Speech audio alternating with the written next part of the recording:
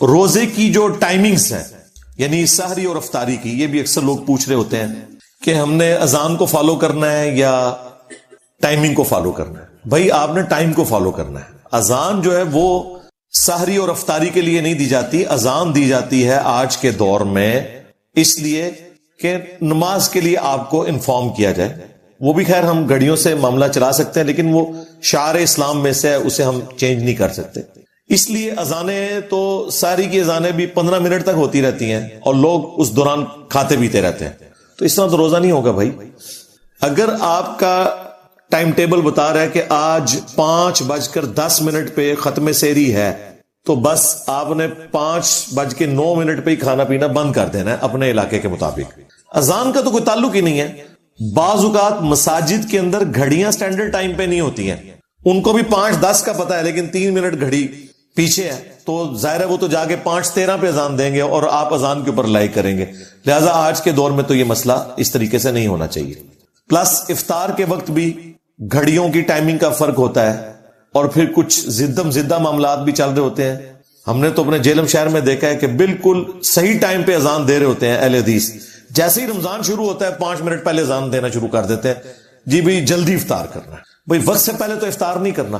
لہذا پہلا شرعی مسئلہ یہ ہے کہ آپ لوگوں کے پاس ٹائم ٹیبل بھی موجود ہیں، گھڑی سٹینڈرڈ ٹائم ہونی چاہیے. ایپس ہیں تو ان کے ذریعے آپ دیکھ لیں، اس میں بھی جو کراچی یونیورسٹی والوں کی کیلکولیشن ہے ٹوائلٹس کے پوائنٹ آف ویو سے وہ بہترین ہے، اس کو آپ فالو کریں. اور اپنی جو مساجد کے اندر ڈیجیٹل واچ ہیں ان کو وہ شافعی ٹائم کے اوپر آپ رکھ لیں. ویسے تو حنفی اور شافعی ٹائم میں فجر اور مغرب کا فرق نہیں ہے، وہ صرف عصر کا فرق آتا ہے، لیکن چلیں وہ آپ اس کو اس پہ سیٹ کر لیں اور اس کو آپ نے فالو کرنا ہے. 5 منٹ پہلے ہی روزہ بند کر دیں. اسی طریقے سے کھولنا ہے تو جب تک وہ ٹائم پورا نہ ہو جائے روزہ نہیں کھولنا، ادروائز آپ کا روزہ سرے سے نہیں ہوگا. یہ ایک کریٹیکل مسئلہ ہے. باقی قرآن حکیم میں جو میں نے آپ کو بتایا رکوع نمبر 23 آیت نمبر 183 سے 188 اس میں بھی آیا ہے کہ آپ نے روزے کو سٹارٹ کرنا ہے طلوع فجر سے لے کر رات ہونے تک. اور رات کی ڈیفینیشن شریعت میں غروب آفتاب ہے.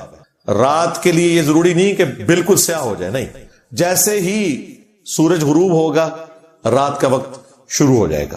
مسئلہ نمبر 2، اذان کے دوران کھانا پینا. تو بھائی یہ جو اذان کے دوران کھانا پینا ہے یہ ایک سنن ابی داؤد کی حدیث تھی جسے مس یوز کیا لوگوں نے. وہ اس طریقے سے نہیں تھی. وہ یوں ہے کہ سنن ابی داؤد میں حدیث ہے کہ جو شخص سحری کر رہا ہے اور اس دوران اذان شروع ہو جائے تو جو اس کے سامنے برتن ہے اس میں سے کچھ کھا پی لے جلدی سے. یعنی وہ جو ٹرانزیشن پیریڈ ہے اس دوران. یہ نبی علیہ السلام نے کہیں نہیں فرمایا کہ آپ 10 منٹ پہلے سحری ختم کر کے بیٹھے ہیں اور اذانیں شروع ہوگی اور آپ پانی پینے کے لیے بھاگ رہے ہیں، آپ کا روزہ نہیں ہوگا. یہ اس شخص کے لیے ہے کہ مثلا 5:05 پہ اس نے سحری شروع کی اور 5:10 پہ ختم سحری ہو رہی ہے. اس دوران وہ 1-2 منٹ اوپر کھا لیتا ہے ٹرانزیشن پیریڈ میں، تو اس کے لیے ایک گنجائش ہے. یہ بھی بہتر ہے کہ ایسا نہ کرے. لیکن ایک بندہ اٹھا ہی 5:10 پہ ہے اور اسے پتا ہے کہ 5:25 تک اذانیں چلتی ہیں اور ختم سحری ہے ہی 5:10 ہے، تو وہ 15 منٹ کے جی میں اذانوں کے دوران کھا رہا ہوں، اس کا روزہ کوئی نہیں. بالکل یہ ذہن میں رکھیے گا. تو وہ اس حدیث کو غلط لوگوں نے یوز کیا. وہ ٹرانزیشن پیریڈ کے لیے تھا. جس طرح بخاری مسلم میں ہے کہ جس نے طلوع آفتاب سے پہلے فجر کی 1 رکعت پا لی اس نے فجر کی نماز پا لی، اگرچہ 1 رکعت اس کی اس ٹرانزیشن پیریڈ میں ہے کہ سورج نکل رہا ہے، غروب وقت ہے، لیکن پھر بھی اس کی نماز ہو جائے گی. اس طریقے سے اسی حدیث میں ہے جس نے غروب آفتاب سے پہلے عصر کی 1 رکعت پا لی اس نے عصر کی نماز پا لی، اگرچہ اس کی 3 رکعتیں مغرب کے وقت میں. تو یہ ٹرانزیشن پیریڈ کی بات ہو رہی ہے، یہ ذہن میں رکھیے گا.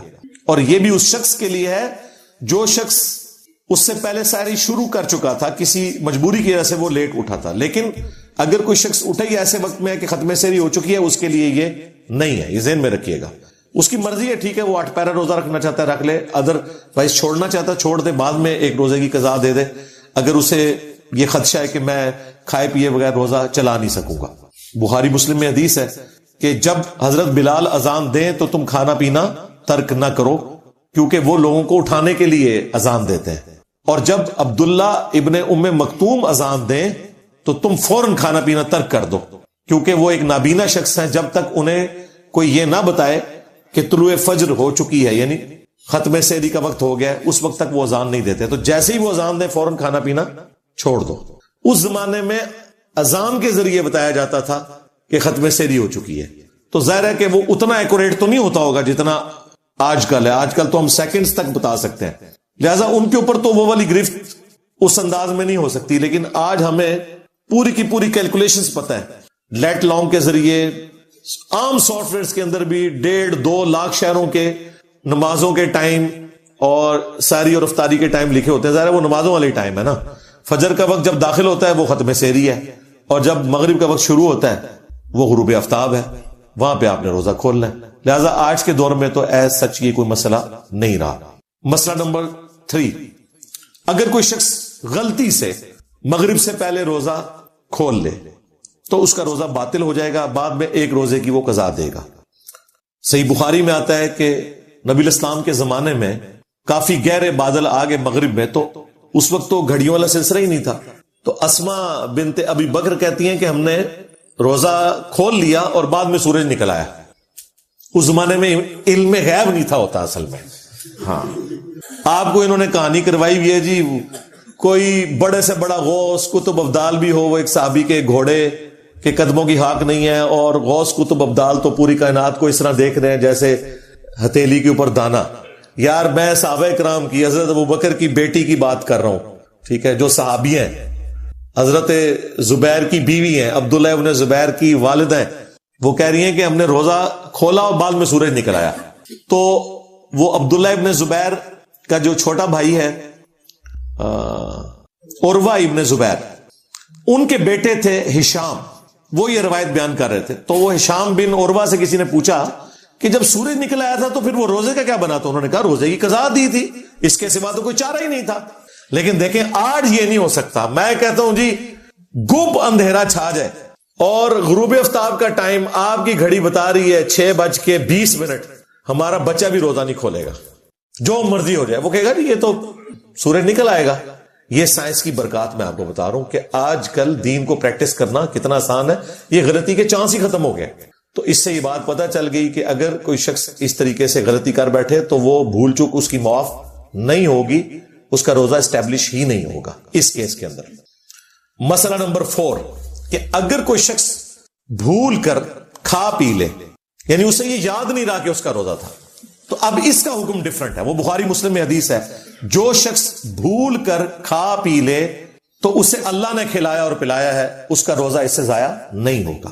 لیکن جیسے ہی اسے یاد آئے گا وہ جو منہ میں بھی لقمہ ہے وہ باہر پھینکنا ہوگا. یہ نہیں ہے کہ آپ بوٹی رکھی ہوئی ہے تو چلو، نہیں، اس ایک لمحے میں جیسے ہی آپ کو پتا چلا تو اس کو بھی آپ نے منہ والی غذا کو بھی باہر نکالنا ہوگا. اگر اسے آپ نے اندر کر لیا پھر روزہ گیا، کیونکہ اب آپ کو پتا چل گیا نا. اسی طریقے سے اسی میں امپلائڈ ہے، اگر کوئی میاں بیوی کا تعلق اس اعتبار سے قائم ہو گیا، ویسے تو یہ بہت دور کی بات ہے، لیکن چونکہ ہمیں سوال پوچھا جاتا ہے ہماری مجبوری ہے کہ ہم بتائیں کہ وہ بھی پھر روزہ اس کا اس اعتبار سے باطل نہیں ہوگا اگر بھول کر کوئی ایسا معاملہ ہوا. مسئلہ نمبر 5، مردوں کے لیے اگر نائٹ فال والا ایشو ہو جائے، احتلام ہو جائے روزے کی حالت میں، تو کیا اس کا روزہ ٹوٹ جائے گا؟ نہیں، اس کا روزہ نہیں ٹوٹے گا، کیونکہ یہ تو اس کے اختیار میں نہیں ہے. لہذا نائٹ فال کے کیس میں روزہ نہیں ٹوٹتا. مسئلہ نمبر 6 وہ ہے کہ اگر عورت کے مینسز شروع ہو جائے، یعنی وہ پیریڈ شروع ہو جائے، تو کیا اس کا روزہ ٹوٹ جائے گا؟ جی، اس کا روزہ ٹوٹ جائے گا. اس کی وجہ یہ ہے کہ بخاری مسلم میں حدیث ہے، عائشہ سلام اللہ علیہا کہتی ہیں کہ نبی الاسلام ہمیں حالت حیض میں چھوڑے ہوئے جو روزے ہیں ان کی قضا کا بعد میں حکم دیتے تھے، اور نمازوں کی قضا کا حکم نہیں دیتے تھے. یعنی پیریڈز میں جو نمازیں چھوٹتی ہیں وہ ظاہر مشکل کام ہے، پھر وہ 35 نمازیں بن جائیں گی، وہ اللہ تعالیٰ نے عورتوں سے معاف کر دی ہیں، لیکن روزوں کی معافی نہیں ہے، وہ آپ نے بعد میں قضا دینی ہے.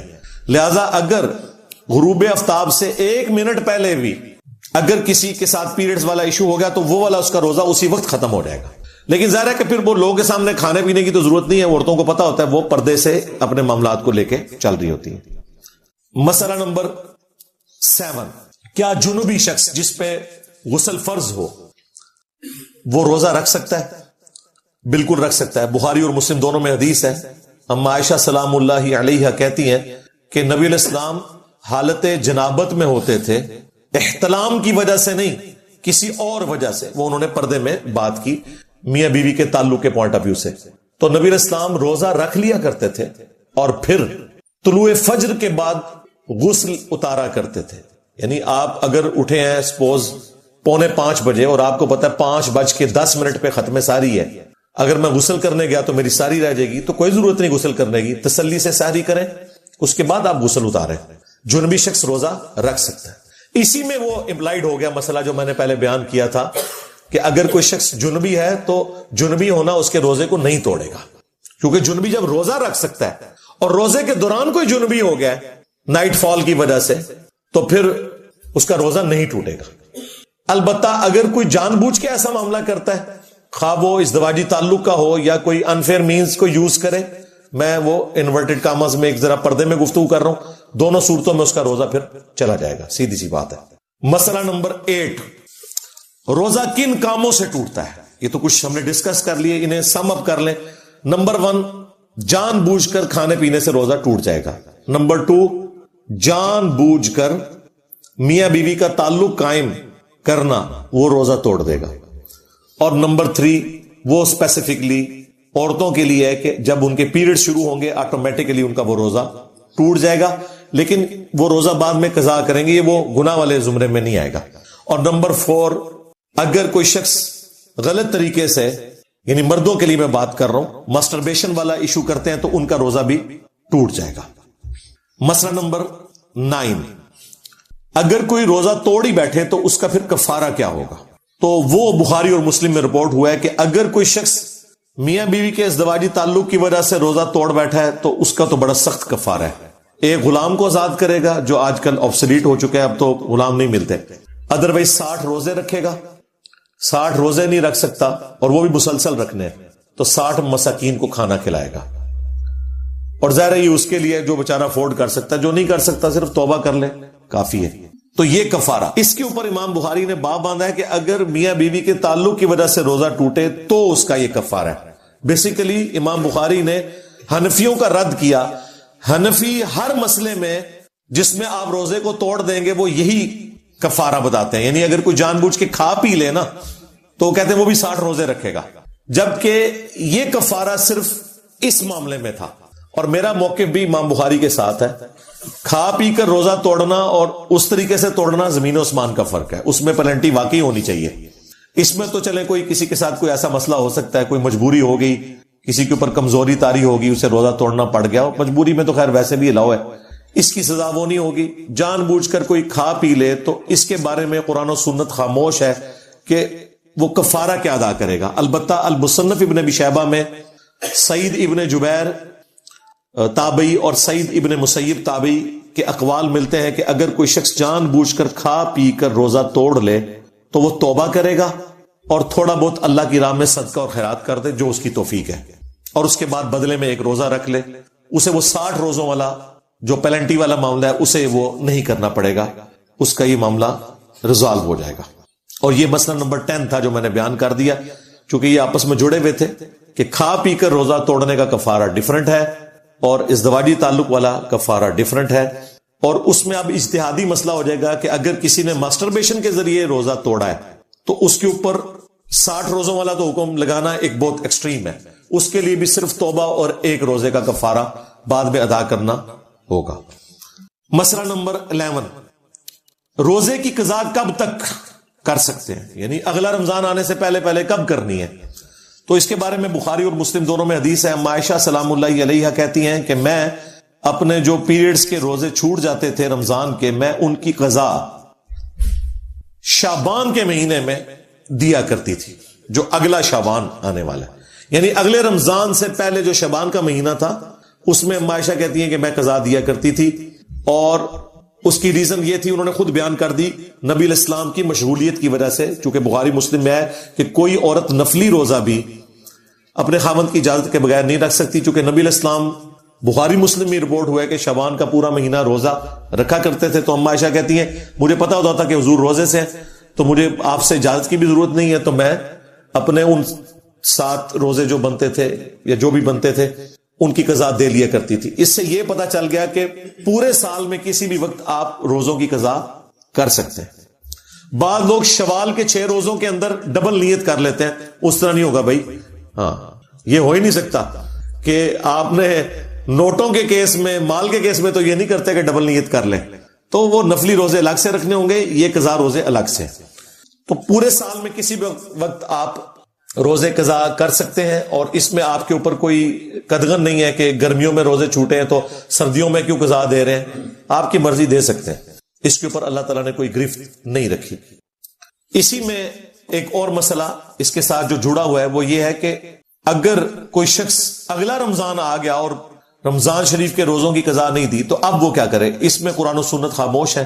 البتہ سنن کبریٰ البیہقی میں حضرت ابو ہریرہ کا فتویٰ ہے کہ اگر اگلا رمضان بھی آ گیا تو اب اگر کوئی شخص پچھلے رمضان کے روزوں کی قضا اس رمضان کے گزرنے کے بعد کرے گا تو وہ پھر ڈبل کام کرے گا، روزے کی قضا بھی اور ہر اس روزے کے بدلے فدیہ بھی دے گا جو قرآن میں ہے. مسکین کو 1 وقت کا کھانا کھلانا یا اس کے ایکویلنٹ رقم دے دینا وہ بھی دے گا.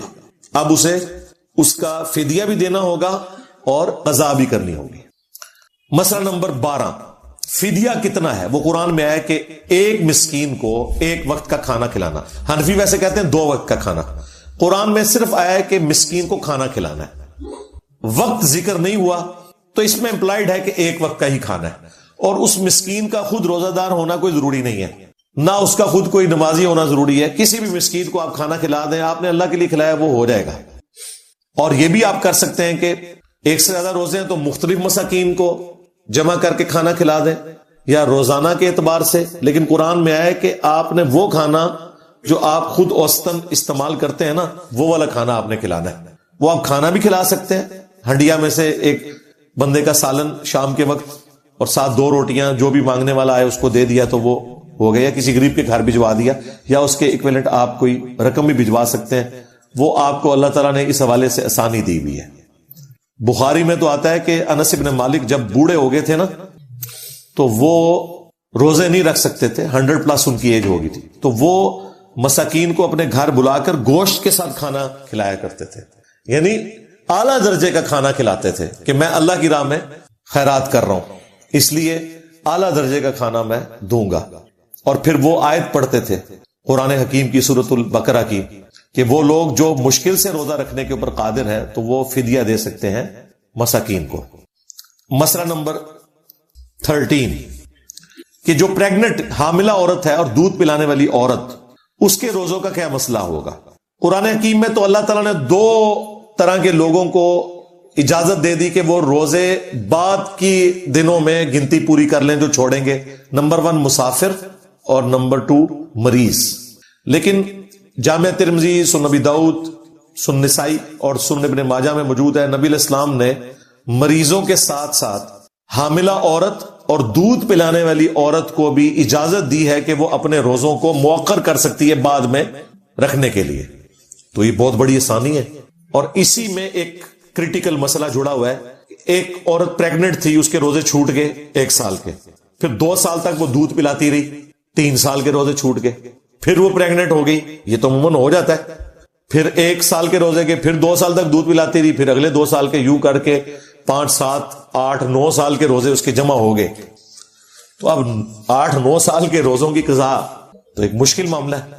اور یہ کوئی تھوڑے روزے نہیں ہے، 30 روزے اس کے چھوٹ رہے ہیں. تو ایسی صورتحال میں آپ قرآن کا وہ جنرل حکم فالو کریں گے، لا یکلف اللہ نفسا الا وسعها. اللہ تعالیٰ کسی جان پر اس سے بڑھ کر بوجھ نہیں ڈالتا مگر وہ بوجھ جس کو وہ اٹھا سکتا ہے. تو اس کے تحت پھر وہ عورت جو ہے فدیہ دے دے، اسے روزے رکھنے کی ضرورت نہیں ہے. ہر روزے کے بدلے 1 وقت کا کھانا مسکین کو کھلا دے یا اس کے ایکویلنٹ رقم دے دے. تو وہ چونکہ ایک پرماننٹ مریض والی اس کی کنڈیشن ہو گئی نا اتنے سالوں تک، تو اس کے لیے قضا کرنا یہ ایک مشکل کام ہو جائے گا. اس میں پھر اس کو اجازت ہے. 14 نمبر مسئلہ، شوگر کا مریض ہے اگر کوئی شخص اور اسے کچھ دیر بعد کچھ انٹیک لینا پڑتا ہے، یا کسی اور بیماری میں جس میں اس کو مسلسل کچھ کھانے پینے کی ضرورت پڑتی ہے کہ وہ روزہ رکھ ہی نہیں سکتا، یا اتنا بوڑھا ہو چکا ہے کہ وہ کمزوری کی وجہ سے روزہ نہیں رکھ سکتا، تو اس کے لیے پھر وہی سورۃ البقرہ کا حکم ہے کہ جو لوگ مشکل سے روزہ رکھنے پر قادر ہیں وہ پھر مساکین کو فدیہ دے دیں گے. اور یہ آیت عبداللہ ابن عباس صحیح بخاری میں آتا ہے کہ پڑھتے تھے اور کہتے تھے یہ آیت منسوخ نہیں ہے. صحابہ کرام میں دو طرح کے لوگ تھے جو ان آیات کے فہم میں فرق کرتے تھے. وہ کہتے تھے کہ یہ آپشن پہلے تھی کہ آپ فدیہ دے سکتے ہیں, اب آپ نے روزہ ہی رکھنا ہے. تو عبداللہ ابن عباس کہا کرتے تھے یہ آیت منسوخ نہیں ہے, بلکہ یہ آیت کا حکم آج بھی باقی ہے ان مریضوں کے لیے, بوڑھوں کے لیے جو روزہ نہیں رکھ سکتے. ہاں یہ بات درست ہے کہ شروع میں حکم یہ تھا کہ چاہے روزہ رکھ لے کوئی صحت مند بندہ بھی, چاہے فدیہ دے دے. وہ والا معاملہ تو منسوخ ہو چکا, اب روزہ ہی رکھنا ہے, وہ فدیہ والا معاملہ نہیں ہے. لیکن مریض کے لیے, بوڑھے کے لیے یہ حکم آج بھی باقی ہے. عبداللہ ابن عباس نے وہ آیت پڑھ کے کہا کہ آج بھی یہ حکم باقی ہے بوڑھوں کے لیے اور مریضوں کے لیے. لہذا یہ مسئلہ میں نے ساتھ کلیئر کر دیا.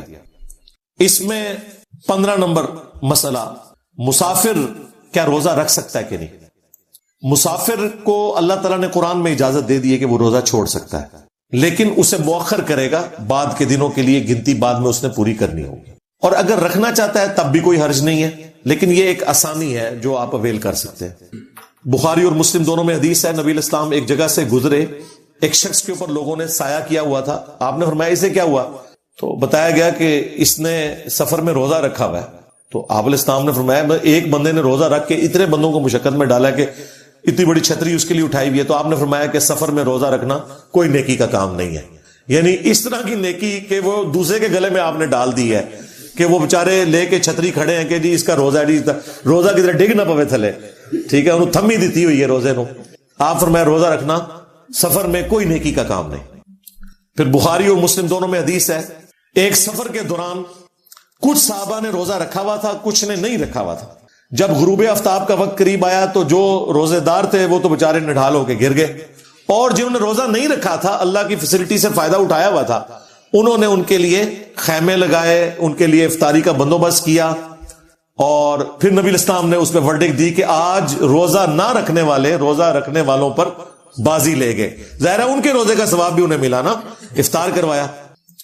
بخاری اور مسلم دونوں میں حدیث ہے, صحابہ اکرام کہتے ہیں کہ جب ہم نبی الاسلام کے ساتھ سفر میں ہوتے تھے نا, تو بعض لوگ روزہ رکھ لیتے تھے, بعض چھوڑ دیتے تھے. جنہوں نے رکھا ہوتا تھا وہ نہ رکھے وہ کو کچھ نہیں کہتے تھے, اور جنہوں نے نہیں رکھا ہوتا تھا وہ رکھنے والوں کو کچھ نہیں کہتے تھے. یعنی انہیں پتا تھا یہ آپشنل ہے.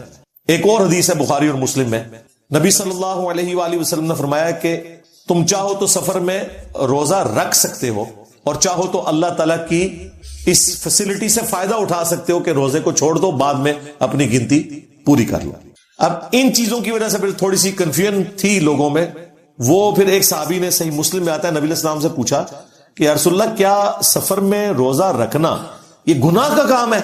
تو آپ نے فرمایا گناہ کا کام نہیں ہے, اللہ کی طرف سے آسانی ہے.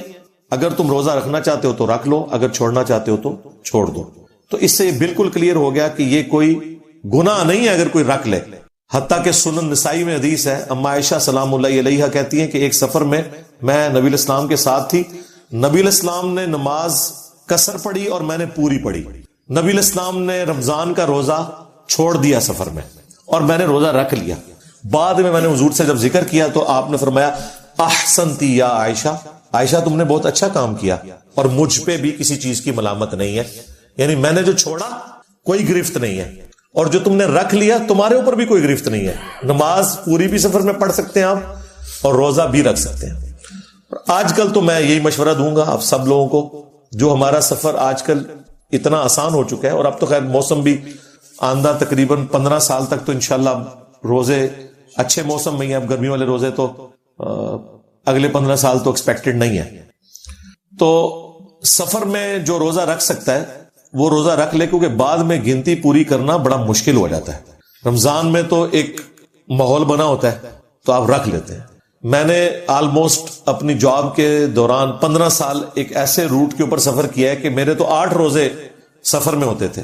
منڈے کو جس دن میں جاتا تھا اور جمعے کو واپس آتا تھا, یہ 2 روزے تو میرے سفر کے بنتے تھے ایک ہفتے کے اندر. مہینے میں 8 روزے, لیکن میں رکھ لیتا تھا کیونکہ بعد میں بھی تو میں نہیں رکھنے ہیں.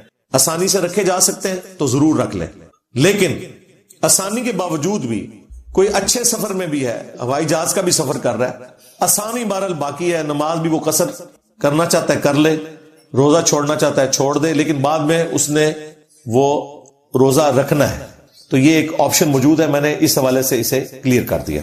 مسئلہ نمبر 16, مزدور حضرات کیسے روزہ رکھیں, یہ اکثر لوگ پوچھتے ہیں. دیکھیں پٹھانوں سے تو میں نے ایک چیز سیکھی ہے, پٹھان لوگ نماز کے معاملے میں بھی بہت سخت ہے, آپ کو پتہ ہے, نہیں چھوڑتے, روزے بھی رکھتے ہیں, اور رمضان کے مہینے میں عموماً وہ رات کے وقت مزدوری کرتے ہیں, دن کو روزہ رکھتے ہیں. بہت کم ایسے لوگ ہیں جو دن کے وقت روزہ رکھ کے مزدوری کر سکیں, یہ بڑا مشکل کام ہے. یہ جو آپ کو ایمی پبلک میں مشہور کیا نا کہ مزدوروں نے روزے رکھے, بڑے واقعات بھی سناتے ہیں, بڑے آپ کی آنکھوں میں بھی آنسو آ جاتے ہیں. ایک بوڑھا شخص تھا روزہ رکھا ہوا, او بھائی اللہ سے ڈر جاؤ. یہ کبھی آپ پریکٹس کر کے دیکھنا, روزہ رکھ کے مزدوری, مزدور 99.9% مزدور روزہ کوئی نہیں رکھتے, سوائے ان کے کہ جو رات کو مزدوری کرتا ہے, نہیں روزہ رکھا جاتا. ان کا حال یہ ہے کہ رات کو مزدوری کریں, دن کو روزہ رکھیں, اور اس سے بڑھ کر گورنمنٹ کا کام ہے ایٹ لیسٹ 1 مہینے کے لیے تو انہیں راشن ڈلوا دے کہ وہ تسلی سے روزہ رکھ لیں. اور اگر گورنمنٹ یہ کام نہیں کر رہی, جو کہ نہیں کر رہی ہوتی, تو ہمارا کام ہے کہ ہم اپنے ارد گرد ایسے غریب لوگوں کو دیکھیں جو مزدور طبقہ ہے, اور آپ کو پتا ہے کہ پورا دن دہاڑی لگا کے یہ شخص پیرلل میں روزہ نہیں رکھ سکتا اور روزہ چھوڑ دے گا, تو بھائی اس سے آپ 1 مہینے کا راشن ڈلوا دیں, اس شرط کے اوپر کہ بھئی اب تم نے مزدوری نہیں کرنی, گھر میں رہو, تسلی سے روزے رکھو, 1 مہینے کا خرچہ میں تمہارا اٹھا لوں گا, تاکہ اپنے دوسرے بھائی کی مدد کریں. آپ کو ثواب الگ سے ہوگا, اللہ کے حضور ایک بہت بڑی نیکی کا کام, اور ایک غریب بندے کے اعتبار سے بھی آپ نے ان پٹ دے دی, اس کی دعائیں بھی آپ لیں گے. تو مجھے تو یہ سولوشن نظر آتا ہے. 17 نمبر وہ ہے سٹوڈنٹس کا روزہ. عموماً جن سٹوڈنٹس کے پیپر آنے والے ہوتے ہیں نا, تو وہ روزے چھوڑنا شروع کر دیتے ہیں, روزے بھی نہیں رکھتے, پڑھتے بھی کوئی نہیں. سٹوڈنٹس نے تو رات کو پڑھنا ہوتا ہے, بھائی رات کو کون سا روزہ ہوتا ہے, پیپر تو دن کے وقت ہوتا ہے, تیاری رات کو کرنی ہوتی ہے, تو رات کو تو روزہ نہیں ہوتا. تسلی سے آپ اپنی تیاری کریں, پیپر تو 3 گھنٹے کے لیے. تو مجھے تو کوئی وجہ نظر نہیں آتی ہے کہ کوئی شخص سٹوڈنٹ ہے اور وہ پیپروں میں روزہ چھوڑ دے, کوئی تک نہیں بنتا, کیونکہ روزہ دن کے وقت وہ 3 گھنٹے ہی آپ نے پیپر میں گزارنے ہیں نا. اور جو لوگ پڑھنے لکھنے والے ہیں وہ تو 3 گھنٹے میں پیشاب بھی روک کے بیٹھے ہوتے ہیں کہ ہمارے 5-10 منٹ ضائع ہو جائیں گے, ہمارا پیپر مکمل نہیں ہوگا. پانی بھی نہیں کوئی پینے کا سوچتا ہی نہیں, وہ پیپر سے ہی توجہ نہیں ہٹتی ہے. لہٰذا یہ کوئی سمجھ نہیں آتی جو لوگ کہتے نہیں ہمیں روزہ چھوڑنا پڑ جاتا ہے پیپروں کی وجہ سے. لیکن اگر کوئی بہت کیٹاسٹرافک کنڈیشن ہے تو وہ پھر اس کا اور اللہ کا معاملہ ہے, ہم کسی کو اس طریقے سے فتویٰ نہیں دے سکتے کہ وہ روزہ چھوڑ دے. 18 نمبر مسئلہ کہ میت کی طرف سے یا کسی بیمار شخص کی طرف سے کوئی دوسرا روزے رکھ سکتا ہے؟ نہیں رکھ سکتا بھائی. بیمار کی طرف سے آپ نے فدیہ دینا ہوگا, جو قرآن میں رپورٹ ہوا, مسکین کو 1 وقت کا کھانا کھلانا. بیماری کے عالم میں جو روزے چھوٹ جائیں اور خدا نخواستہ بعد میں آپ کے قریبی ریلیٹیو کی ڈیتھ ہوگی, تو وہ ڈیتھ سے پہلے جتنے اس کے روزے تھے ان کا آپ فدیہ دیں گے. بعض قریبی رشتہ دار کہتے ہیں چلے ہم رکھ لیں گے, وہ کہتے ہیں بخاری مسلم میں حدیث ہے. بالکل حدیث موجود ہے, لیکن اس حدیث کا فہم یہ نہیں ہے. وہ بخاری مسلم میں جو احادیث ہیں وہ ان روزوں سے متعلق ہیں جو منت کے روزے ہیں. وہ نبی الاسلام نے فرمایا کہ اگر کسی کے ذمے منت کے روزے ہیں نا, تو اس کا قریبی رشتہ دار ان روزوں کو رکھے تاکہ وہ منت پوری کرے. وہ صرف روزے نہیں ہیں, منت کا عمرہ ہے, نظر و نیاز ہے, حج ہے, وہ قریبی رشتہ دار کو چاہیے اس کی طرف سے ادا کرے. لیکن جو فرض روزے ہیں ان کے بارے میں حکم نہیں, ان کے لیے فدیہ دے لینا کافی ہے. ٹاپک ہے پورے قرآن میں صرف ایک ہی جگہ پہ ڈسکس ہوا ہے پورے قرآن میں, اور وہ سورۃ البقرہ کا رکوع نمبر ہے 23. 6 آیات میں آیت نمبر 183 سے لے کر 188 تک.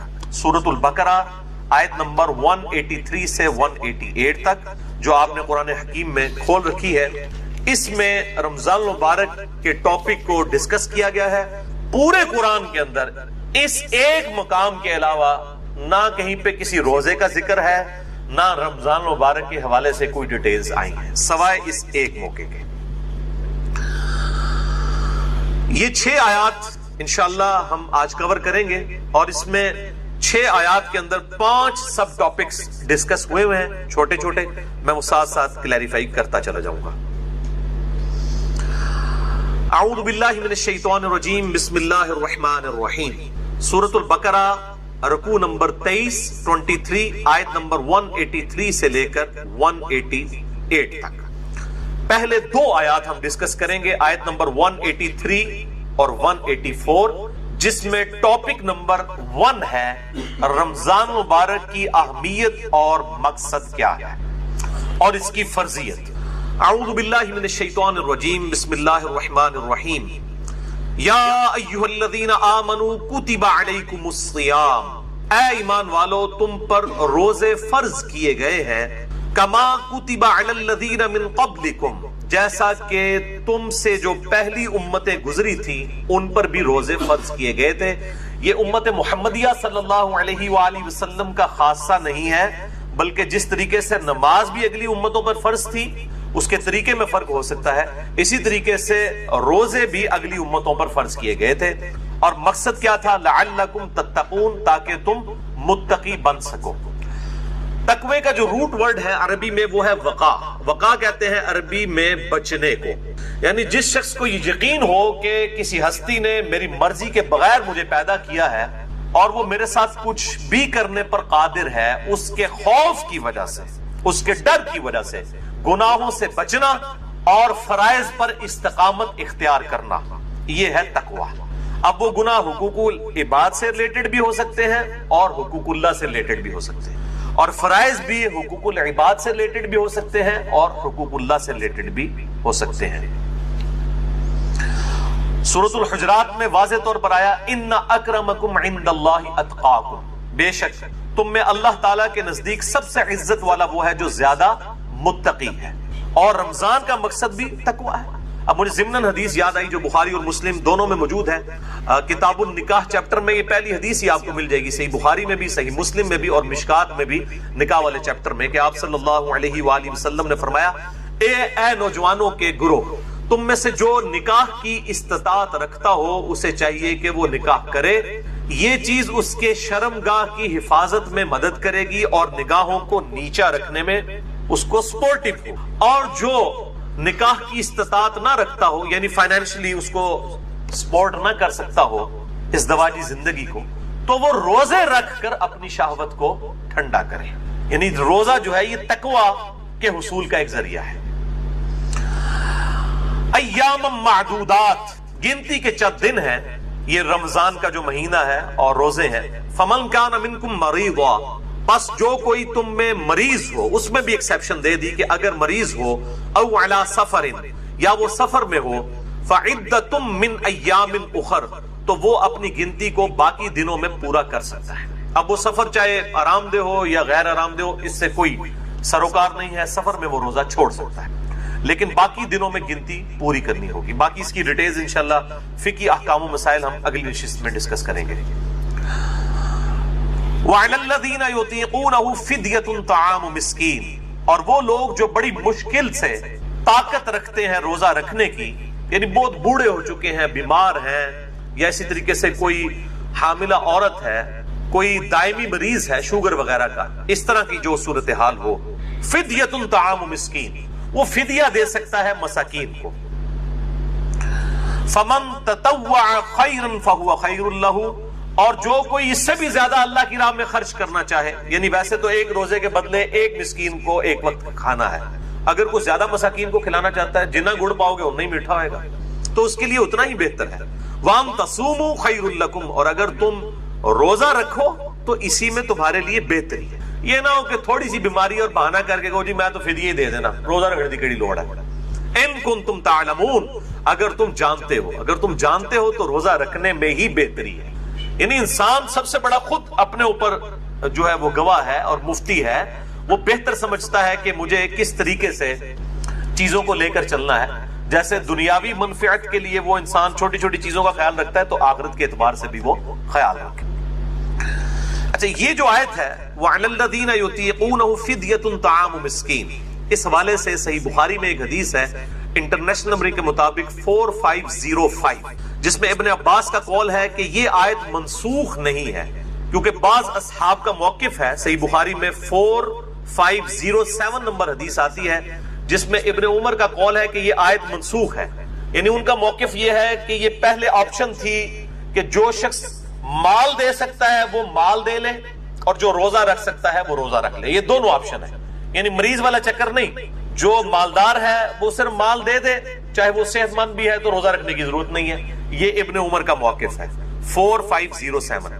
جبکہ ابن عباس کا موقف صحیح بخاری میں 4505 ہے. وہ یہ کہتے ہیں کہ یہ آیت منسوخ نہیں ہے، بلکہ اس سے مراد وہ بوڑھا اور بوڑھی ہیں یا بیمار شخص جس کو صحت یاب ہونے کی امید نہیں ہے اور بڑی مشکل سے وہ روزہ رکھنے پر قادر ہے، اس کے لیے روزہ نبھانا مشکل ہے. جیسا کہ بعض کا شوگر کی بیماری ایسی ہو سکتی ہے کہ انسان کے لیے مشکل ہو جائے آج کے دور کے اندر، یا بڑھاپا خود بہت بڑی بیماری ہے، کوئی 80-90 سال کا کوئی بزرگ ہے اور وہ روزہ نہیں رکھ سکتا، تو اس کے لیے یہ آپشن ہے کہ وہ اس کے بدلے فدیہ دے دے، ایک وقت کا مسکین کو کھانا کھلا دے. صحیح بخاری میں آتا ہے انس بن مالک جب بوڑھے ہو گئے تھے، ان کی عمر 100 سال کے قریب تھی، تو روزانہ وہ ایک مسکین کو کھانا کھلایا کرتے تھے گوشت کے ساتھ، دال نال نہیں، گوشت نہ، اللہ کی راہ میں گوشت کے ساتھ کھانا. اور یہ بھی آتا ہے کہ وہ بسا اوقات 30 مساکین کو اکٹھا بٹھا کر کھانا کھلا دیا کرتے تھے 30 کے 30 روزوں کا. تو یہ دونوں طرح آپشن موجود ہے، جس طرح بھی کر لیا جائے. میں انشاءاللہ اگلی دفعہ اس پہ ڈیٹیل بات کروں گا. اگلی آیت سورۃ البقرہ آیت نمبر 185 رمضان مبارک کی فضیلت اور روزوں کی فرضیت اور شرعی احکام سے ریلیٹڈ ہے. یہ سب ٹاپک ہے اس کا. شہر رمضان الذی انزل فیہ القرآن، رمضان کا مہینہ وہ ہے جس میں نازل ہوا قرآن. یعنی یہ رمضان کی فضیلت ہے کہ قرآن اس میں نازل ہوا ہے. اور کب نازل ہوا؟ انا انزلناہ فی لیلۃ القدر، جس کے حوالے سے پچھلی دفعہ میری تقریباً کوئی 1 گھنٹہ 20 منٹ کی گفتگو ہے، مسئلہ نمبر نیو 44 شب برات اور شب قدر کے حوالے سے. میں آج اس کی ڈیٹیل میں نہیں جاؤں گا. ہدی للناس، جو انسانیت کے لیے ہدایت ہے، وبینات من الہدی، اور اس میں ہدایت کے روشن دلائل موجود ہیں، والفرقان، اور حق اور باطل میں تمیز کرنے والی یہ کتاب ہے. یعنی اولڈ ٹیسٹمنٹ، نیو ٹیسٹمنٹ کے بعد یہ اب فائنل ٹیسٹمنٹ ہے الفرقان، حق اور باطل میں تمیز کرنے والی کتاب. یہ قرآن حکیم کے اعتبار سے رمضان کو فضیلت حاصل ہے کہ رمضان مبارک میں اللہ تعالیٰ کی طرف سے آخری پیغام قیامت تک کے لیے انسانیت کے پاس جو آیا وہ اس مہینے میں نازل ہوا. اب یہ بڑا ڈیٹیل طرف ٹاپک ہے، اس پہ میرے 2 لیکچرز ہیں. مسئلہ نمبر 1 امام الانبیاء کی دعوت قرآن 2 گھنٹے کا، اور حال ہی میں ریکارڈ ہوا ہے مسئلہ نمبر 167 رسول اللہ صلی اللہ علیہ وآلہ وسلم کی اپنی امت کے خلاف گواہی، جو سورۃ الفرقان کی آیت نمبر 30 ہے. وقال الرسول یا رب ان قوم اتخذوا هذا القرآن مہجورا. اور رسول اللہ صلی اللہ علیہ وسلم شکایت کریں گے قیامت کے دن کہ اے اللہ میری قوم نے قرآن کو پیٹ کے پیچھے ڈال دیا تھا، یعنی قرآن کے نظریات کو چھوڑ دیا تھا. یہ بڑی سخت آیت ہے. اس کے کانٹیکسٹ میں نے تقریباً 2 گھنٹے کی گفتگو کی تھی. مسئلہ نمبر 167، جسے شوق ہو تو وہ دیکھے. فمن شہد منکم الشہر فلیصم، تو جو کوئی بھی تم میں رمضان کا مہینہ پائے تو اسے چاہیے کہ وہ رمضان کے روزے رکھے. ومن کان مریضا، اور جو کوئی مریض ہو، او علی سفر، یا سفر پر ہو، فعدۃ من ایام اخر، تو وہ یہ گنتی بعد کے دنوں میں بھی پوری کر سکتا ہے. اللہ تعالیٰ کی طرف سے آسانی ہے مسافر کے لیے اور مریض کے. یرید اللہ بکم اليسر، اللہ تعالیٰ تو تمہارے لیے آسانی چاہتا ہے. ولا یرید بکم العسر، اور اللہ تعالیٰ تمہارے لیے مشکل نہیں چاہتا. لیکن مولوی آپ کے لیے مشکل چاہتا ہے، کبھی آپ کے لیے آسانی نہیں چاہے گا. اور عجیب طرح کی وہ لاجکس، وہ نہیں جی اس زمانے تے سفر ہوندے سن جناب، وہ گھوڑیاں ہوتے تھے، اونٹ ہوتے، بڑے مشکل سفر سن.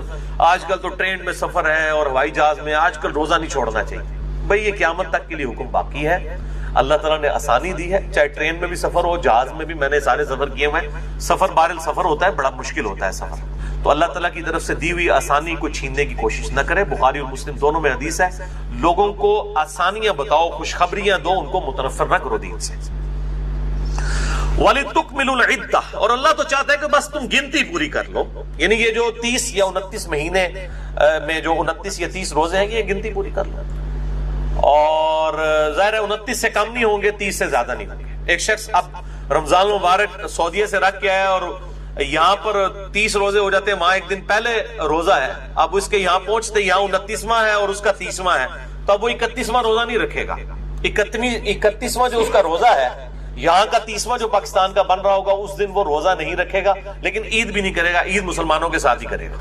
باقی مسلمانوں کے ساتھ، تو روزہ وہ چھوڑ دے گا، کیونکہ گنتی پوری کرنی ہے، اور چاند کا مہینہ بخاری اور مسلم میں آتا ہے یا تو 30 دن کا ہوتا ہے یا 29 کا۔ وَلِتُكَبِّرُوا اللَّهَ عَلَى مَا هَدَاكُمْ، تاکہ تم تکبیر بلند کرو اس بات پر کہ اللہ نے تمہیں ہدایت دی، وَلَعَلَّكُمْ تَشْكُرُونَ، اور تاکہ تم اللہ تعالیٰ کا شکر ادا کرو۔ اور یہ دونوں کام ہم کرتے ہیں عید الفطر کے دن۔ روزوں کی جب گنتی پوری ہوتی ہے تو عید الفطر کے دن ہم تکبیرات بھی بلند کرتے ہیں، اللہ اکبر لا الہ الا اللہ واللہ اکبر اللہ اکبر وللہ الحمد۔ ادھر بھی آیا نا کہ تم اس کی تکبیر بیان کرو اور شکر ادا کرو، حمد بھی کرتے ہیں ہم اس کا، تکبیر بھی بلند کرتے ہیں، اور یہ تکبیرات اہل سنت اور اہل تشیع کے درمیان کامن ہے، مسلمانوں کا اجماع ہے ان تکبیرات کے اوپر۔ عید الفطر کے موقع پر آہستہ آواز میں پڑھی جائیں گی، اور عید الاضحیٰ یعنی بڑی عید، قربانی کی عید کے موقع پر بلند آواز سے۔ اب اگلی جو آیت ہے سورۃ البقرہ آیت نمبر 186، وہ تیسرا ٹاپک ہے رمضان المبارک کی روحانی منزل کا حصول۔ یہ بہت کریٹیکل آیت ہے، اس آیت پہ کم از کم میں 5 گھنٹے بول سکتا ہوں۔ وَإِذَا سَأَلَكَ عِبَادِي عَنِّي فَإِنِّي قَرِيبٌ، اے میرے محبوب صلی اللہ علیہ وآلہ وسلم، جب میرے بندے آپ سے میرے متعلق سوال کرتے ہیں تو فرماؤ میں تمہارے بالکل قریب ہوں۔ اجیب دعوت الداعی اذا دعان، ہر پکارنے والے کی پکار کو سنتا ہوں جب وہ مجھے پکارتا ہے، لیکن شرط کیا ہے؟ فَلْيَسْتَجِيبُوا لِي وَلْيُؤْمِنُوا بِي لَعَلَّهُمْ يَرْشُدُونَ، لیکن لوگوں کو بھی چاہیے کہ وہ میرا حکم مانے اور مجھ پر ایمان لائیں جیسا کہ ایمان لانے کا حق ہے، تاکہ وہ ہدایت پا جائیں، رشد و ہدایت پا جائیں۔ یعنی یہ ون وے ٹریفک نہیں ہے، گاڈ کو رسپانس کریں گے پھر آگے سے رسپانس ملے۔ وَالَّذِينَ جَاهَدُوا فِينَا لَنَهْدِيَنَّهُمْ سُبُلَنَا، جو لوگ ہماری راہ میں کوشش کریں گے ہم ان کے لیے اپنی راہیں کھولیں۔ یہ نہیں ہے کہ انسان جو ہے وہ کوشش کوئی نہ کرے اور پھر کہے کہ اللہ تعالیٰ میرے ساتھ وہ والا معاملہ فرمائے، نہیں۔ جب میرے بندے آپ سے میرے متعلق سوال کریں فرما دیجئے میں تمہارے بالکل قریب ہوں، ہر پکارنے والے کی پکار کو سنتا ہوں جب وہ مجھے پکارے، لیکن لوگوں کو بھی چاہیے کہ میرا حکم مانے اور مجھ پر ایمان لائیں جیسا کہ ایمان لانے کا حق ہے۔ اب یہ بڑی امپورٹنٹ آیت ہے، اس کو میں نے ڈکلیئر کیا ہے انسانیت کا میگنا کارٹا۔ 13ویں صدی عیسوی کے اندر اور بعد میں پھر 17ویں صدی عیسوی کے اندر ریوائز کیا گیا۔ میگنا کارٹا ایک آئینی چارٹر تھا جو کنگڈم تھی انگلستان کی، اس کی طرف سے کہ بادشاہ پر عوام کے کیا حقوق ہیں، اور اس میں یہ تھا کہ ہر شخص کا یہ حق ہے کہ وہ بادشاہ وقت کا دروازہ کھٹکھٹا سکتا ہے۔ اسے کہا جاتا تھا میگنا کارٹا۔ انسانیت کا میگنا کارٹا یہ ہے کہ اللہ تعالیٰ فرماتا ہے کہ ہر شخص مجھ سے رابطہ کر سکتا ہے۔ جب میرے بندے میرے متعلق اے محبوب صلی اللہ علیہ وآلہ وسلم آپ سے سوال کریں تو آپ فرمائیے میں تمہارے بالکل قریب ہوں۔ اب یہ بڑا اچھا موقع تھا کہ جب میرے بندے آپ سے میرے بارے میں پوچھیں تو آپ فرما دیجئے کہ میں عرش کے اوپر ہوں۔ یہ بھی تو کہا جا سکتا ہے، جس طرح آج سلفیوں کو فکر پڑ جاتی ہے جی یہ وہ قریب کہہ دیا تو وہ کہیں وہ وحدت الوجود نہ ہو جائے، فلاں نہ ہو جائے، یہ نہ، یہ تو بڑا خطرناک موقع تھا، یہاں تو یہ بات ہی نہیں کرنی چاہیے۔ تو اس لیے میں نے اس اعتبار سے بڑے ہی ایکسٹریم رویے ہیں جہمیہ کی طرف سے بھی اور آج کے بعض سلفی علماء کی طرف سے بھی، یہ بہت ایکسٹریم رویے ہیں۔ اللہ تعالیٰ اپنے عرش پر مستوی ہے جیسا کہ اس کی شان کے لائق ہے، اور وہ عرش پہ ہوتے ہوئے ہمارے ساتھ ہے جیسا کہ اس کی شان کے لائق ہے۔ اس کی تعویل کرنا جو ہے 11,000 وولٹ کو ہاتھ ڈالنے والی بات ہے، ورنہ صحیح مسلم میں حدیث ہے کہ ہر شخص کا دل رحمان کی 2 انگلیوں میں۔ یہ کہتے ہیں جی وہ اگر آپ کہیں گے اللہ ہمارے ساتھ ہے، جب آپ ٹوائلٹ جاتے ہیں اس وقت بھی اللہ ہوتا ہے، تو ان سے آگے پھکی والا سوال کریں کہ جب آپ ٹوائلٹ میں جاتے ہیں اس وقت رحمان کی 2 انگلیوں میں اللہ آپ کا دل ہوتا ہے؟ اب تو آپ الفاظ کو نہ پھر تعویل نہ کریں، یہ بڑا خطرناک معاملہ ہے۔ یہاں پہ بھی دیکھیں جب میرے بندے میرے بارے میں پوچھیں تو فرماؤ بالکل قریب ہوں تمہارے۔ کیسے قریب ہوں؟ جیسا کہ اس کی شان کا لائق ہے۔ اس حوالے سے ایک میرا کلپ ہے جس میں میں نے حنفیوں اور سلفیوں دونوں کے ایکسٹریم رویوں کا رد کیا، کیونکہ حنفی بعض کا بالکل جہمیوں والا عقیدہ پروپیگیٹ کرتے ہیں اور بعض سلفی، ساروں کی نہیں میں بات کر رہا، بعض سلفی جو ہے بالکل مجسمہ والا عقیدہ پروپیگیٹ کرتے ہیں۔ میرا ایک کلپ ہے یوٹیوب پہ، آپ لکھیں رومن میں اللہ کہاں ہے یا انگلش میں لکھ دیں ویئر از اللہ، سب سے ٹاپ پہ میرا وہ کلپ انشاءاللہ کھل جائے گا، جس میں میں نے میرا خیال 12-13 منٹ میں یہ معاملہ کلیئر کیا ہے۔ تو میں یہ کسی موقع پہ بھی نہیں چھوڑوں گا کہ میں یہ ضرور ایڈریس کروں گا کہ اللہ تعالیٰ کے بارے میں عقائد اس طریقے سے پروپیگیٹ نہ کریں کہ وہ قیامت والے دن تھوڑے گاٹے فٹ ہو جائیں۔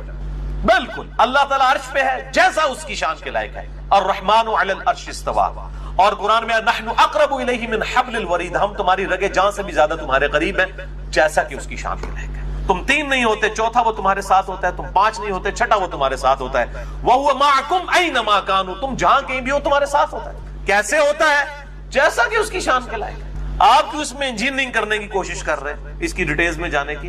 اللہ کی صفات لَيْسَ كَمِثْلِهِ شَيْءٌ، اللہ کی مثل کوئی شے نہیں، نہ جہمیہ بنے نہ مجسمہ بنے۔ یہ بہت خطرناک معاملہ ہے اور اس میں ڈر جانے کا مقام ہے۔ اب یہ روحانی منزل ہے کہ رمضان کی آیات کے بیچ میں یہ آیت کیوں ڈالی گئی ہے کہ جب میرے بندے تم سے میرے متعلق پوچھیں تو فرماؤ میں تمہارے بالکل قریب ہوں، ہر پکارنے والے کی پکار کو سنتا ہوں۔ کیوں؟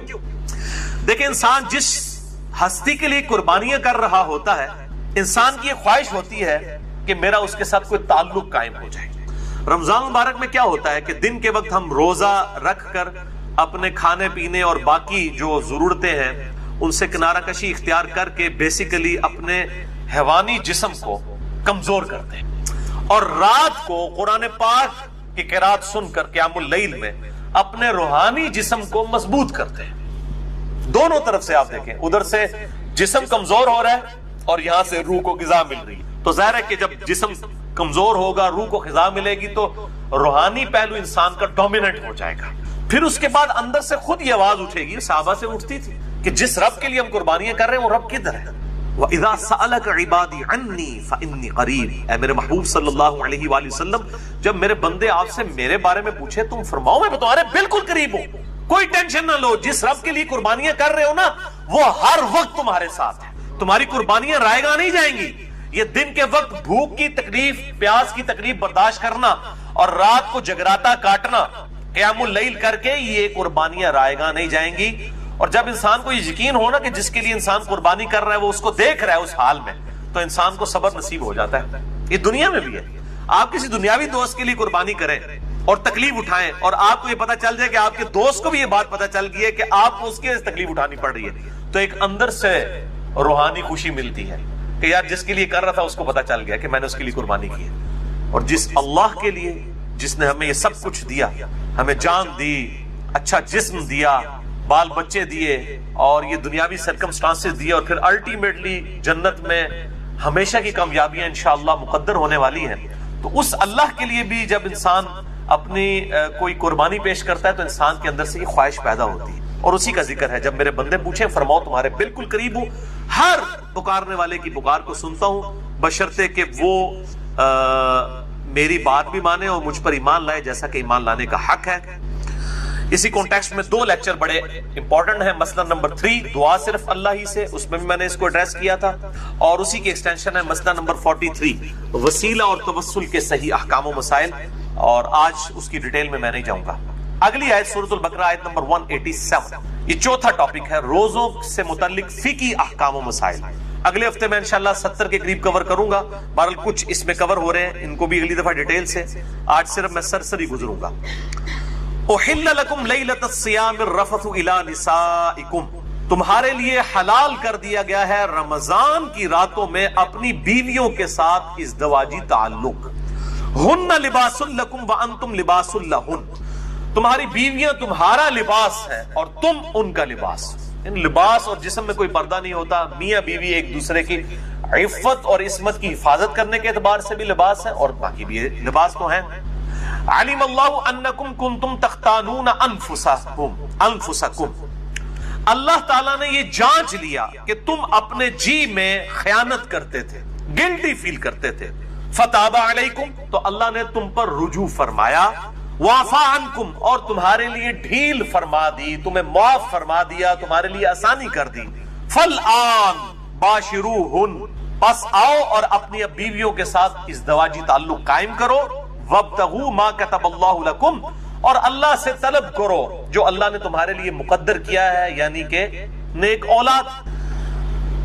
اس آیت کے کانٹیکسٹ میں صحیح بخاری کے اندر انٹرنیشنل نمبر کے مطابق 4508 نمبر حدیث ہے۔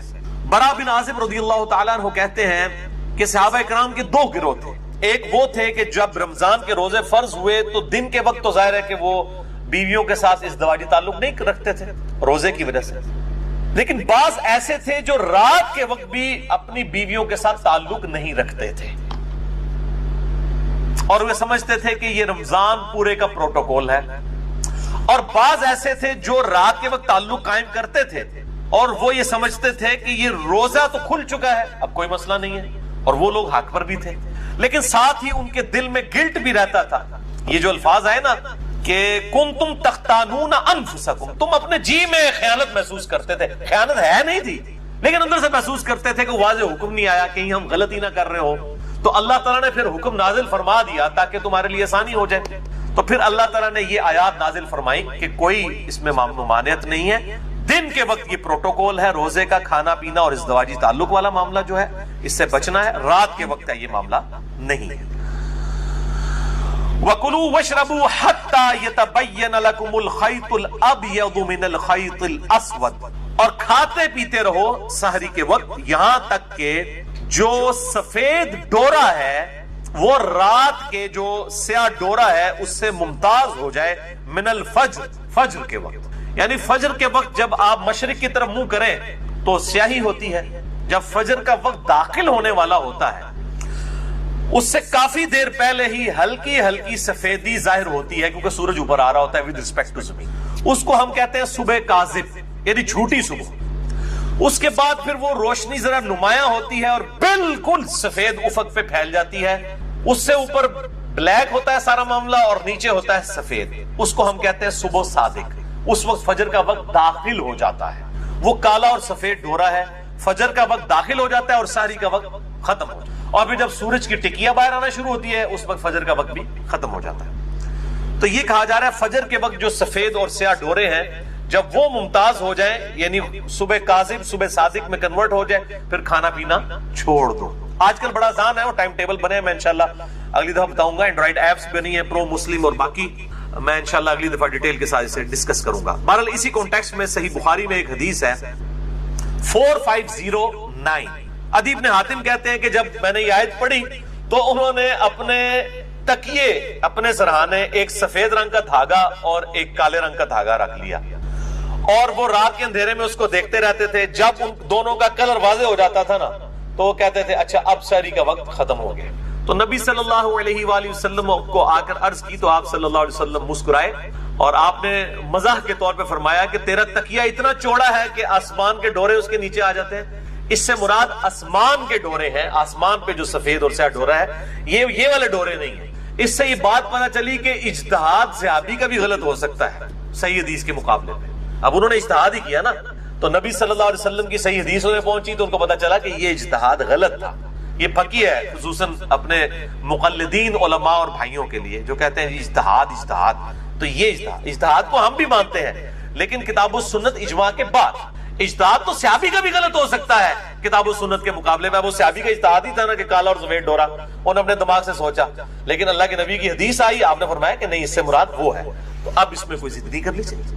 تو قرآن حکیم میں ہر چیز موجود ہے, انسان تھوڑا سا تفکر کرے تو حق بات انسان کو پتہ چل جائے گی. ثم اتم الصیام الی اللیل, اور پھر اس کے بعد روزے کو رات تک مکمل کرو. اب یہ بڑا کڑوا ٹاپک ہے اور بون آف کنٹینشن ہے سنی اور شیعہ کے درمیان. میں انشاءاللہ اگلی دفعہ یہ مسئلہ بھی حل کر دوں گا. یہاں پہ الفاظ یہ نہیں ہے کہ روزے کو مکمل کرو شام تک, یہ الفاظ ہیں روزے کو مکمل کرو رات تک. اور رات کی ڈیفینیشن کے اعتبار سے جو اختلاف پایا جاتا ہے, میرے نزدیک سنی اور شیعہ دونوں ہی اپنی جگہ موقف پہ درست ہیں, اور بسا اوقات سنی علماء جو ہیں وہ شیعہ کے ساتھ بالکل خیانت کر رہے ہوتے ہیں اس مسئلے میں, اور بعض اوقات شیعہ جو ہیں وہ اہل سنت کے ساتھ خیانت کر رہے ہوتے ہیں. میں انشاءاللہ اگلی دفعہ اس مسئلے کو ڈسکس کروں گا. اور دونوں نے ون سائیڈڈ باتیں پکڑی ہوئی ہیں. اب یہ سارے حدیث بتا رہے ہوتے ہیں جی افطار میں جلدی کرو, حالانکہ یہ بھی حدیث موجود ہے قیامت والے دن آپ صلی اللہ علیہ وسلم کو ایسا منظر بھی دکھایا گیا ہے کہ دوزخ کے اندر لوگ الٹے لٹکے ہوئے ہیں جو وقت سے پہلے روزہ کھول لیا کرتے ہیں. اب ہم یہ پوچھتے ہیں یہ وقت سے پہلے کھولنے والے کون ہیں؟ اہل تشیع کے بارے میں تو یہ ہے کہ وہ لیٹ کھولتے ہیں. پہلے کون کھول رہے ہیں؟ پہلے وہ کھول لیں جن کے ٹائم ٹیبل غلط بنے ہوئے ہیں. ان کو شرم بھی نہیں آتی, ہر سال لوگوں کے روزے ہیں وہ جی افطار میں جلدی کریں. افطار میں جلدی کا یہ مطلب تو نہیں کہ آپ روزہ ابھی گروپ پورا بھی نہیں ہوا اور آپ کے بزرگ بابے غلط ٹائم ٹیبل بنا گئے ہوئے ہیں, آپ ان کے مطابق چلیں. ہمارے جیلم میں تو میں نے خصوصاً اہل حدیث مکتبہ فکر کے تو روزے شاید 25-30 سال سے کسی کا بھی صحیح نہ ہو, کیونکہ ان کا ٹائم ٹیبل مغرب کے وقت 4-5 منٹ جو ہے پہلے ہے. اور کئی بار بالکل آپ بلند مقام پہ چڑھے تو آپ کو روشنی نظر بھی آئے گی. ان کو بتایا کہ بھی آپ دارالاسلام پبلیکیشن خود اہل حدیث کا ادارہ ہے, ان کا آپ ٹائم ٹیبل دیکھ لیں, اس میں 4-5 منٹ کا آپ کا فرق ہے. تو یہ انشاءاللہ میں اگلی دفعہ اس کو ڈسکس کروں گا, چھوڑوں گا نہیں, کیونکہ اللہ تعالیٰ نے جڑی شے مسلط کر دیتی ہے وہ تو پھر مسلط ہوئے گی انشاءاللہ تعالی. وَلَا تُبَاشِرُوهُنَّ وَأَنْتُمْ عَاكِفُونَ فِي الْمَسَاجِدِ, اور عورتوں کے ساتھ ازدواجی تعلق مت قائم کرو جب تم مسجدوں میں اعتکاف کیے ہوئے ہو. اس سے یہ بات پتہ چلی کہ عورت بھی مسجد میں اعتکاف کر سکتی ہے, لیکن میں نے پچھلی دفعہ بتایا تھا جب حالات فیوریبل ہوں. آج کے جو حالات ہیں اس کے اندر بہتر یہ ہے کہ عورت گھروں میں ہی اعتکاف کرے. اس کی وجہ یہ ہے کہ آج کل یہ سیلفی فون اور یہ باقی جو بیماریاں ہیں اس کی وجہ سے کچھ ہو جائے گا, الا یہ کہ جہاں پہ آپ کو کنفرم ہو کہ اس طرح کی کوئی بےہودگی نہیں ہے تو وہاں پر سیکیورٹی بھی ہو ہر اعتبار سے. تو جب تم مسجدوں میں اعتکاف کرو تو پھر مسجد میں اعتکاف کرنے والا اپنی بیوی کے ساتھ ازدواجی تعلق قائم نہیں کر سکتا اگر اس کی بیوی نے بھی ساتھ اعتکاف کیا ہوا ہے. تلک حدود اللہ, یہ اللہ کی حدیں ہیں. فلا تقربوها, اور ان حدوں کے قریب بھی مت پھٹکنا.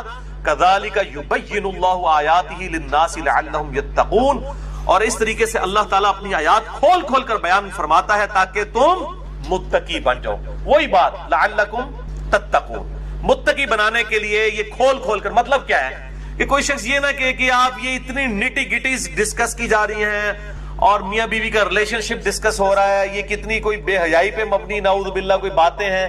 تو اللہ تعالیٰ ہمارے ہم آیات کھول کھول کر بیان کر رہے ہیں. اللہ کا مقصد وہ یہ نہیں ہے کہ وہ کسی کے اوپر زبردستی کوئی چیز امپلیمنٹ کرنا ہے, بلکہ احکامات کو کھول کر بیان کرنا ہے. اس میں کوئی بے حیائی والا معاملہ نہیں ہے. اب آخری آیت اسی کانٹیکسٹ میں سورۃ البقرہ کی آیت نمبر 188 جس میں 5واں ٹاپک ہے روزوں سے تقوی کے حصول کا لٹمس ٹیسٹ. ہاں جی, یہ آ رہی ہوں کوڑیاں گلا, کس کے روزے قبول ہیں اور کون روزے کا مقصد حاصل کرے گا, تقوی والا. بڑا خطرناک لٹمس ٹیسٹ ہے چیک کرنے کے لیے, ٹیسٹر. وَلَا تَأْكُلُوا أَمْوَالَكُمْ بَيْنَكُمْ بِالْبَاطِلِ, مت ہڑپ کرو آپس میں ایک دوسرے کا مال حرام طریقے سے. اب رمضان کا مہینہ آ رہا ہے, چیزیں مہنگی کر دی ہیں, ملاوٹ کرنی شروع کر دی ہے, اور وہ سمجھ رہے ہیں رمضان کا مہینہ تو ہم برکتیں لوٹ رہے ہیں, لعنتیں لوٹ رہے ہیں. مت ہڑپ کرو آپس میں ایک دوسرے کا مال حرام طریقے سے. وَتُدْلُوا بِهَا إِلَى الْحُكَّامِ, اور اس مال کو رشوت کا ذریعہ نہ بناؤ حکمرانوں تک پہنچنے کے لیے. کیوں؟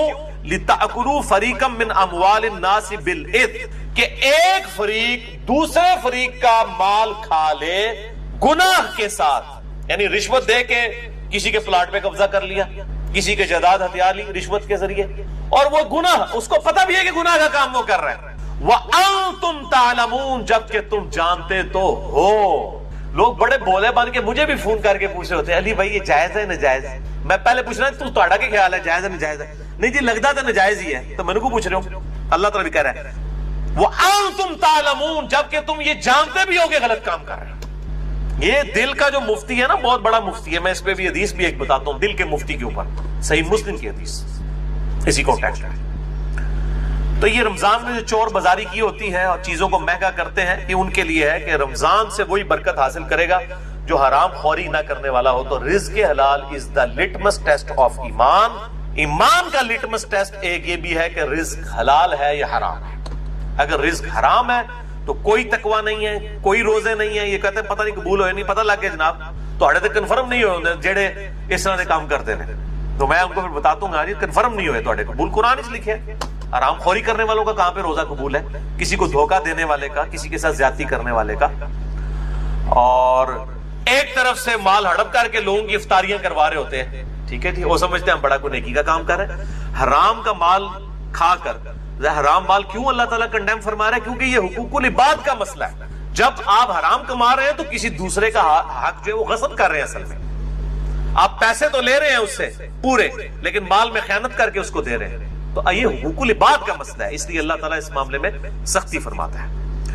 اب یہ اتنا کڑوا ٹاپک ہے, اس پہ گھنٹوں بولا جا سکتا ہے, لیکن اس کو سکپ بھی نہیں کیا جا سکتا. میں 3 حدیثیں رزق حلال کے کانٹیکسٹ میں یہاں پہ بیان کر دوں تاکہ پتہ چلے روزے کس کے قبول ہیں.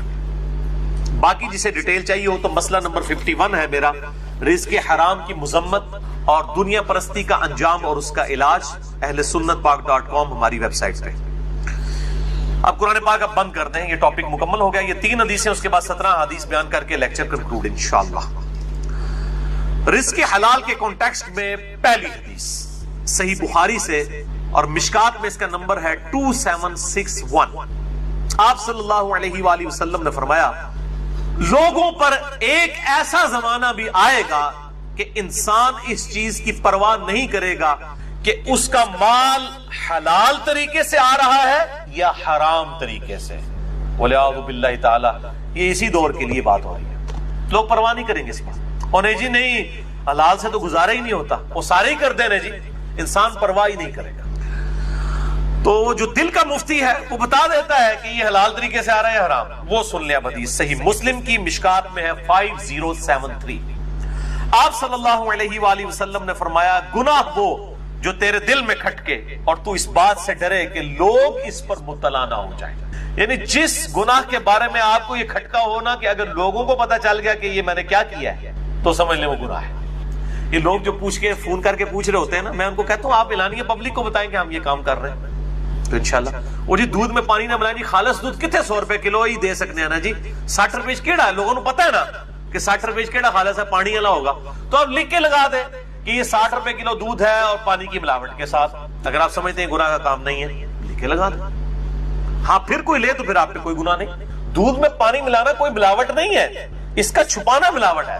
آپ لکھیں گے پانی والا دودھ 60 روپے, خالص دودھ 100 روپے, لیں گے لوگوں کو پتہ چل جائے گا. لیکن 60 روپے خالص دودھ لکھ رہے ہیں تو ملاوٹ کر رہے ہیں, حرام خوری ہے. گناہ وہ جو تیرے دل میں کھٹکے اور تو اس بات سے ڈرے کہ لوگ اس پر مطلع ہوں. اسی کانٹیکسٹ میں ایک اور حدیث ہے جامع ترمذی, سنن نسائی اور مسند احمد میں مشکات میں 2773 ہے. مولا حسن ابن علی رضی اللہ تعالی عنہما وعلیہم السلام, سیدنا علی کے بڑے بیٹے حسن ابن علی کہتے ہیں کہ میں نے خود اپنے نانا سے رسول اللہ صلی اللہ علیہ وسلم سے ایک بات سنی اور میں نے حفظ کر دی کہ آپ صلی اللہ علیہ وسلم نے فرمایا جو چیز تجھے شک میں ڈال دے اسے چھوڑ دے, شک سے پاک شے کو اختیار کر کیونکہ سچائی میں اطمینان ہے اور جھوٹ میں شک ہے. جو چیز شک میں ڈال دے اسے چھوڑ دے. لیکن ہم چھوڑ دیتے ہیں, لیکن دنیاوی والی چیز ہے, دین والی چیز میں ہمیں کو کنفرم بھی بتا دینا کہ غلط ہو رہا ہے, کہتے ہیں نہیں ایڈی بھی سختی نہیں ہے دین, اور یہاں کہہ رہا ہے شک میں بھی ڈال دے چھوڑ دو. دوسری حدیث رزق کے حلال کے کانٹیکسٹ میں صحیح مسلم سے ہے اور مشکات میں 2860. نبی صلی اللہ علیہ وسلم ایک اناج کے ڈھیر کے پاس سے گزرے, کوئی صحابی اناج بھیج رہا تھا, یہ کوئی بریلوی دیوبندی اہل حدیث شیعہ نہیں تھا, کوئی صحابی تھا. آپ صلی اللہ علیہ وسلم نے اپنا مبارک ہاتھ اس کے اناج کے اس غلے کے ڈھیر میں داخل کیا تو آپ کو نمی محسوس ہوئی اپنے ہاتھ میں. آپ نے فرمایا یہ کیا ہے؟ اس نے کہا یا رسول اللہ صلی اللہ علیہ وسلم رات کے وقت بارش ہوئی تھی تو یہ گندم گیلی ہو گئی, اناج گیلا ہو گیا. تو آپ صلی اللہ علیہ وسلم جلال میں آئے, آپ نے فرمایا تم نے اس گیلے اناج کو اوپر کیوں نہیں کیا تاکہ خریدنے والوں کو یہ پتا چل جائے کہ تم یہ گیلا اناج بیچ رہے ہو. اور پھر آپ نے ساتھ ہی فرمایا من غشا فلیس منی, جس نے ملاوٹ کی, جس نے دھوکہ دے کے سامان بیچا اس کا مجھ سے کوئی تعلق نہیں ہے. لیکن ہم کیا کہتے ہیں, اے اللہ جو کچھ بھی ہے تیرے محبوب کی امت سے ہے, اور محبوب کیا کہہ رہے ہیں صلی اللہ علیہ وآلہ وسلم جس نے ملاوٹ کی اس کا میرے سے کوئی تعلق نہیں. ان تو اڑی گل منی ہے یا محبوب دی گل منی ہے صلی اللہ علیہ وآلہ وسلم. تسی تے کہہ رہے ہو یا اللہ اسی نہ نماز پڑھنی ہے, نہ اسی حرام خوری چھڈنی ہے, یا اللہ جو کچھ بھی ہے مردود ہے, بے ایمان ہے, ٹھگ ہے, اللہ جو کچھ بھی ہے تیرے محبوب کی امت سے ہمیں اسی طریقے سے قبول فرما لے. اور نبی صلی اللہ علیہ وسلم کیا فرما رہے ہیں, جس نے ملاوٹ کی وہ میرے سے ہے ہی نہیں ہے. اب آپ لاکھ کہتے ہیں جو کچھ بھی ہے تیرے محبوب کی امت سے, محبوب تو پہلے فارغ کر کے تانوں ملاوٹ کرنے والا نو ون وے ٹریفک چلائی رکھو, کسی کام کی نہیں. جس نے ملاوٹ کی وہ ہم میں سے نہیں ہے. تیسری حدیث بھی صحیح مسلم سے ہے, مشکات میں 2760. یہ بہت ڈاڈی حدیث ہے, بڑی سخت حدیث ہے. آپ صلی اللہ علیہ وآلہ وسلم نے فرمایا بے شک اللہ پاک ہے اور صرف پاک مال کو قبول فرماتا ہے. کسی بندے نے حرام کی کمائی سے کوئی ہاسپٹل کھول لیا, اللہ کے حضور 0 سے ملٹیپلائی. اللہ تعالیٰ نہیں دیکھنا مریضوں کا علاج ہو رہا ہے, یہ تو دنیا کا مسئلہ ہے. اللہ تعالیٰ کو کیا پرواہ ہے کسی کی. اللہ تعالیٰ کا تو موقف یہ ہے حلال مال قبول کروں گا. ایک بندے کی گانے کی کمائی ہے اور وہ اس سے ہاسپٹل بنا دیتا ہے اور سمجھتا ہے میں بڑا نیکی کا کام کر رہا ہوں. یا اسی طریقے سے ایک بندہ ہے وہ جناب جو ہے وہ لوگوں کی جائیدادوں پر ناحق قبضہ کرتا ہے اور پھر کہتا ہے جی میں 1 لاکھ کا دسترخوان چلا رہا ہوں روزانہ. میں نام نہیں لے رہا تاکہ اصلاح کا دروازہ بند نہ ہو, آپ سب کو پتا ہے. لوگ کہتے ہیں جی بڑا نیکی کا کام ہے, جی 1 لاکھ بندے نے روٹی کھواندا ہے. لکھوں لگوں دی زمینہ تھیا کے اللہ کے حضور زیرو سے ملٹیپلائی. یہ آپ اپنی داڑھیوں سے, پگڑیوں سے, ان ساری چیزوں سے عوام کو دھوکہ دے سکتے ہیں, اللہ تعالیٰ کو تو دھوکہ نہیں دیا جا سکتا. صحیح مسلم میں ہی حدیث ہے نا, اللہ تعالیٰ تمہاری شکلوں اور مال کو نہیں دیکھتا, دلوں اور اعمال کو. وہ دیکھے گا شکل تو اس نے خود بنائی ہے, اسے شکل کیوں دیکھنی ہے, کدی نورانی ہے تو کدی کالی ہے, انہیں آپ بنائی ہوئی ہے. جس شخص کی شکل اگر خوبصورت نہیں ہے تو اس نے خود کیا بنائی ہے, وہ تو اللہ نے بنائی ہے, تو اللہ نے شکلیں کیوں دیکھنی ہے. مال بھی نہیں دیکھنا, وہ بھی اسی کا دیا ہوا ہے. دلوں اور اعمال کو دیکھنا ہے کہ اس نے حرام سے کمایا ہے یا حلال سے, اور اس کی نیت کیا ہے, اللہ کی راہ میں خرچ کر کے جو ہے وہ لوگوں سے داد وصول کرنا ہے یا اللہ کے حضور اپنا اخلاص اور اجر پکا کرنا ہے. یہ اللہ نے یہ دیکھنا ہے. اور پھر اسی حدیث میں 7 الفاظ ہیں. آپ صلی اللہ علیہ وآلہ وسلم نے قرآن کی 2 مختلف آیات تلاوت کی. ایک یہ تھی یا ایھا الرسل کلوا من الطیبات واعملوا صالحا, اے اللہ کے پیغمبروں کھاؤ اللہ کے پاکیزہ مال میں سے اور اعمال کرو نیک. اور دوسری آیت پڑھی یا ایھا الذین آمنوا کلوا من طیبات ما رزقناکم, اے ایمان والو کھاؤ اللہ تعالیٰ کے دیے ہوئے پاکیزہ مال میں سے. پھر آپ صلی اللہ علیہ وسلم نے اسی صحیح مسلم کی حدیث کے الفاظ ہیں, آپ نے فرمایا کہ ایک شخص دور دراز کا سفر کر کے آتا ہے, پراندہ بال ہے, جسم مٹی سے آلود ہے, ایسی حالت ہے کہ عام آدمی کو بھی اس کی حالت دیکھ کر ترس آ جائے, اور پھر وہ ہاتھ لمبا کر کے دعا کرتا ہے یا رب یا رب, لیکن وہ اس حال میں اللہ کو پکار رہا ہے کہ اس کا کھانا حلال کے مال سے نہیں ہے, حرام کے مال سے ہے, اس کا پینا حرام کے مال سے ہے, اس کا لباس حرام کے مال سے ہے, اس کا جسم حرام کے مال سے پرورش چڑھا ہے. اللہ تعالیٰ ایسے کی دعا کیوں کر قبول کرے گا کہ جس کا کھانا پینا اور لباس اور اس کی پرورش حرام کے مال سے ہوئی ہے. آپ صلی اللہ علیہ وسلم کے الفاظ ہیں اللہ تعالیٰ اس کی دعا کیوں کر قبول کرے گا, اس کا پکارنا کیوں کر قبول کرے گا. بولے اعوذ باللہ تعالی. تو میں پھر وہی جملہ ریپیٹ کروں گا, رزق حلال از دا لٹمس ٹیسٹ آف ایمان, اور یہی لٹمس ٹیسٹ ہے کہ کسی کے روزے قبول ہوئے یا نہیں قبول ہوئے. اب میرے بھائیو آخر میں 17 صحیح الاسناد حدیث ہیں, لیکن ان کو ڈسکس کرنے سے پہلے ایک دفعہ دروشی پڑھ لیجئے. اللہم صلی علی محمد وعلی آل محمد کما صلیت علی ابراہیم وعلی آل ابراہیم انک حمید مجید. اللہم بارک علی محمد وعلی آل محمد کما بارکت علی ابراہیم وعلی آل ابراہیم انک حمید مجید. اب میرے بھائیو آخر میں 17 صحیح الاسناد احادیث, اور یہ 17 کا عدد میں نے لیا ہے دن رات میں فرض نماز کی رکعتوں کی تعداد 17 ہے, جس پہ اہل سنت اور اہل تشیع کا اجماع ہے, پوری دنیا کے مسلمانوں کا. فجر کے 2 فرض, ظہر کے 4, عصر کے 4, مغرب کے 3 اور عشاء کے 4, یہ کل 17 رکھتے ہیں.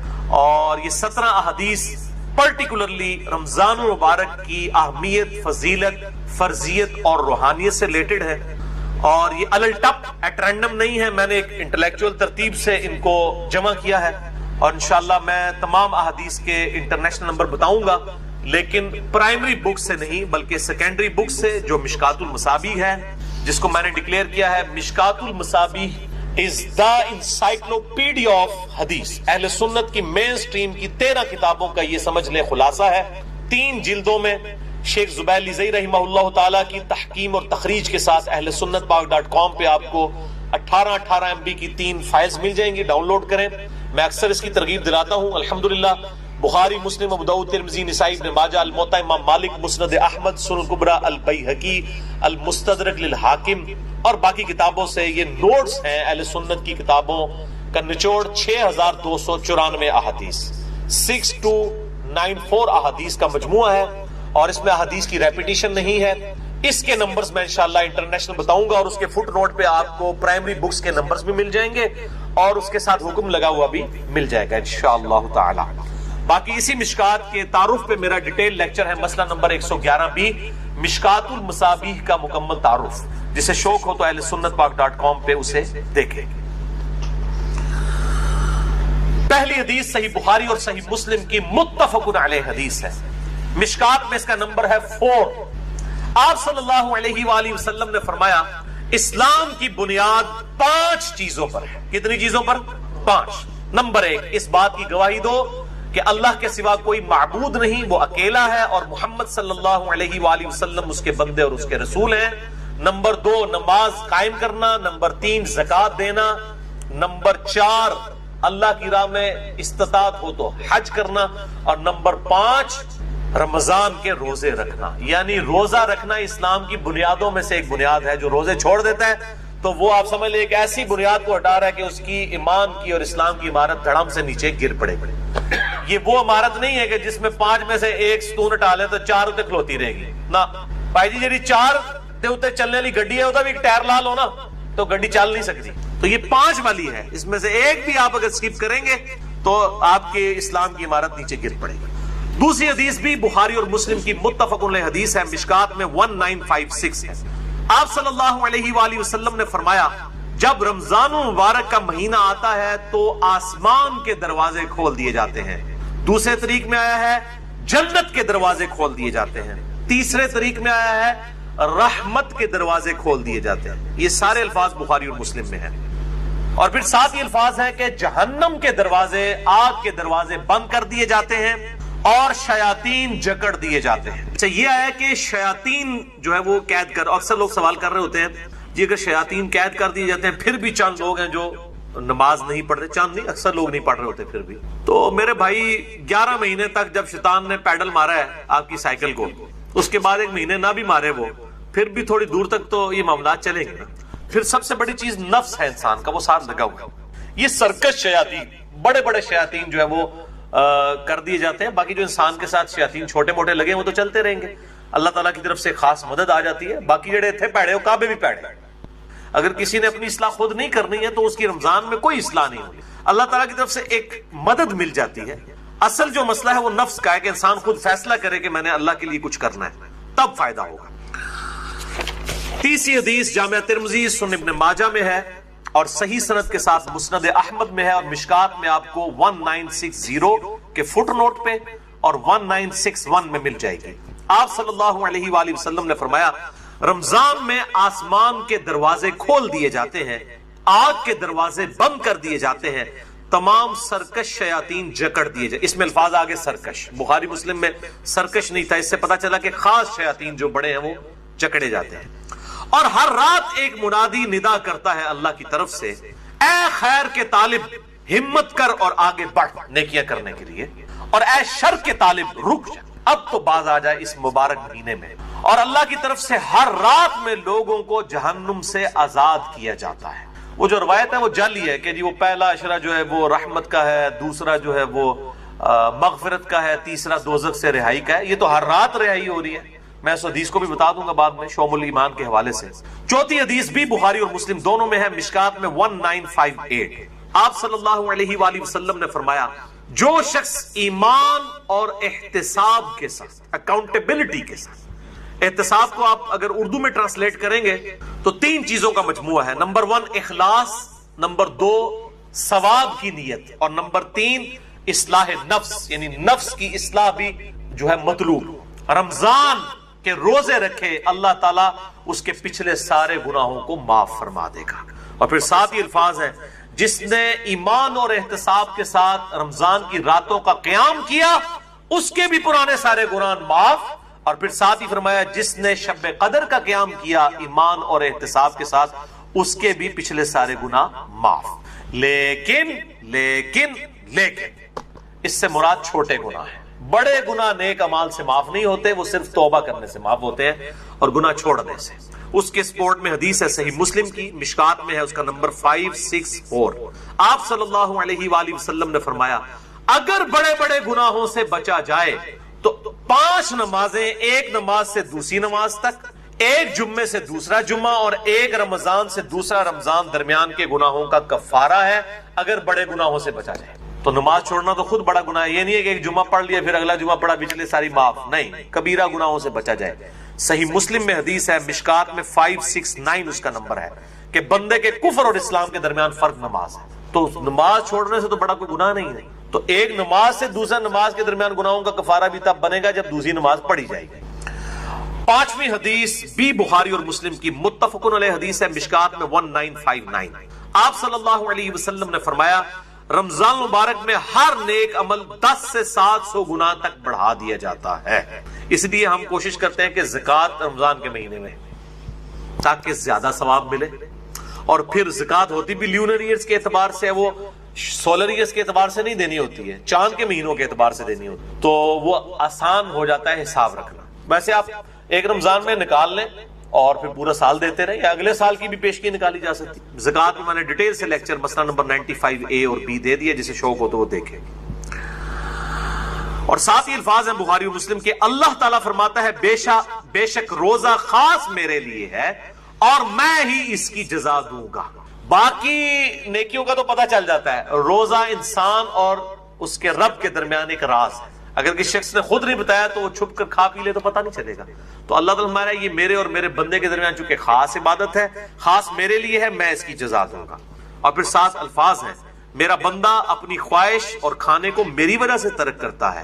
روزہ دار کے لیے 2 خوشیاں ہیں، پہلی خوشی افطار کے وقت اور دوسری خوشی اس وقت جب وہ اپنے رب سے ملاقات کرے گا انشاءاللہ. اور پھر 7 ہی الفاظ ہیں، روزہ دار کی منہ کی بو اللہ تعالیٰ کو کستوری کی خوشبو سے بھی بڑھ کر عزیز ہے. پھر 7 ہی الفاظ ہیں، روزہ ڈھال ہے، یعنی ایک ڈھال ہے گناہوں سے بچنے کی. جب تمہارا روزہ ہو تو فحش گوئی اور گناہوں سے اجتناب کرو. اگر روزے کی حالت میں کوئی تم سے جھگڑا کرے تو اس سے کہہ دو کہ میں روزے کی حالت میں. اللہ تو ڈر، میرا بھی روزہ ہے تیرا بھی روزہ ہے یار، جان چھٹ. یعنی بجائے یہ کہ ترکی بترکی جواب دیا جائے، لڑائی کی جائے روزے کی حالت میں. ویسے روزے کی حالت میں انسان کی حالت بھی ایسی ہوتی ہے کہ انسان کہتا ہے یار کوئی نیڑے نہ ہی لگے، متھے نہ ہی لگے. خصوصاً عصر سے مغرب کا جو وقت ہے اس وقت بڑا مشکل ہوتا ہے، انسان کو گفتگو کرنے کو بھی دل نہیں کرتا. اسی لیے تقویٰ بھی حاصل ہوتا ہے، شہوت بھی ٹھنڈی ہوتی ہے، ہر چیز ٹھنڈی ہو جاتی ہے. ظاہر ہے جب انسان روزہ رکھتا ہے تو روزہ ڈھال ہے. جب تمہارا روزہ ہو تو فحش گوئی مت کرو، گناہوں سے بچو، اور جب کوئی جھگڑا کرنے لگے اس سے کہہ دو کہ میرا روزہ ہے. 6 حدیث سنن نسائی اور مسند احمد میں ہے، مشکات میں 1962. آپ صلی اللہ علیہ وآلہ وسلم نے فرمایا، تمہارے پاس رمضان مبارک کا مہینہ آیا ہے، اللہ نے اس کے روزے تم پر فرض کیے ہیں. اس میں آسمان کے دروازے یعنی جنت کے دروازے کھول دیے جاتے ہیں، جہنم کے دروازے بند کر دیے تھے. جنت کے 8 دروازے ہیں اور دوزخ کے 7. اور سرکش شیاطین جکڑ دیے جاتے ہیں. اس ماہ میں ایک رات ایسی ہے جو 1000 مہینوں سے افضل ہے، جو ہم پچھلی دفعہ مسئلہ نمبر نیو 44 میں ڈسکس کر چکے. جو شخص اس کی خیر اور بھلائی سے محروم ہو گیا واقعی ہر بھلائی سے محروم ہو گیا. اور میں نے شب قدر کو پانے کا آسان طریقہ بتایا تھا، وہ جسے شوق ہو تو وہ لیکچر دیکھ سکتے. اچھا، اسی کانٹیکسٹ میں ایک مشہور حدیث ہے جو اکثر ڈاکٹر اسرار صاحب بھی بیان کرتے تھے، لیکن وہ سخت ضعیف روایت ہے. اس میں کافی الفاظ تو باقی احادیث بخاری مسلم میں اور اس میں بھی موجود ہیں، لیکن کچھ الفاظ جو ہیں اس کے ضعیف ہیں. وہ شعب الایمان امام بیہقی کی کتاب سے ہے اور مشکات میں 1965 نمبر ہے کہ آپ صلی اللہ علیہ وسلم نے شعبان کی آخری رات میں صحابہ سے خطاب کیا کہ اب رمضان کا مہینہ شروع ہونے والا ہے اور یہ برکتیں ہیں. وہ ساری وہی ہیں جو ہم ڈسکس کر چکے. اس کے اینڈ پہ آتا ہے کہ اس کا پہلا عشرہ، پہلے 10 دن رحمت کے ہیں، دوسرے 10 دن جو ہیں وہ مغفرت کے ہیں، اور تیسرے 10 دن جو ہیں وہ دوزخ سے چھٹکارے کے ہیں. اور پھر لوگوں نے اس کے اوپر خود سے وہ دعائیں بھی ڈیوائز کر لی ہوئی. بالکل جعلی روایت ہے یہ. اور اس کے ایک طریق کے اندر علی بن زید مشہور ضعیف راوی ہے، اور دوسرے طریق میں سلیمان راوی جو ہے وہ منکر الحدیث ہے.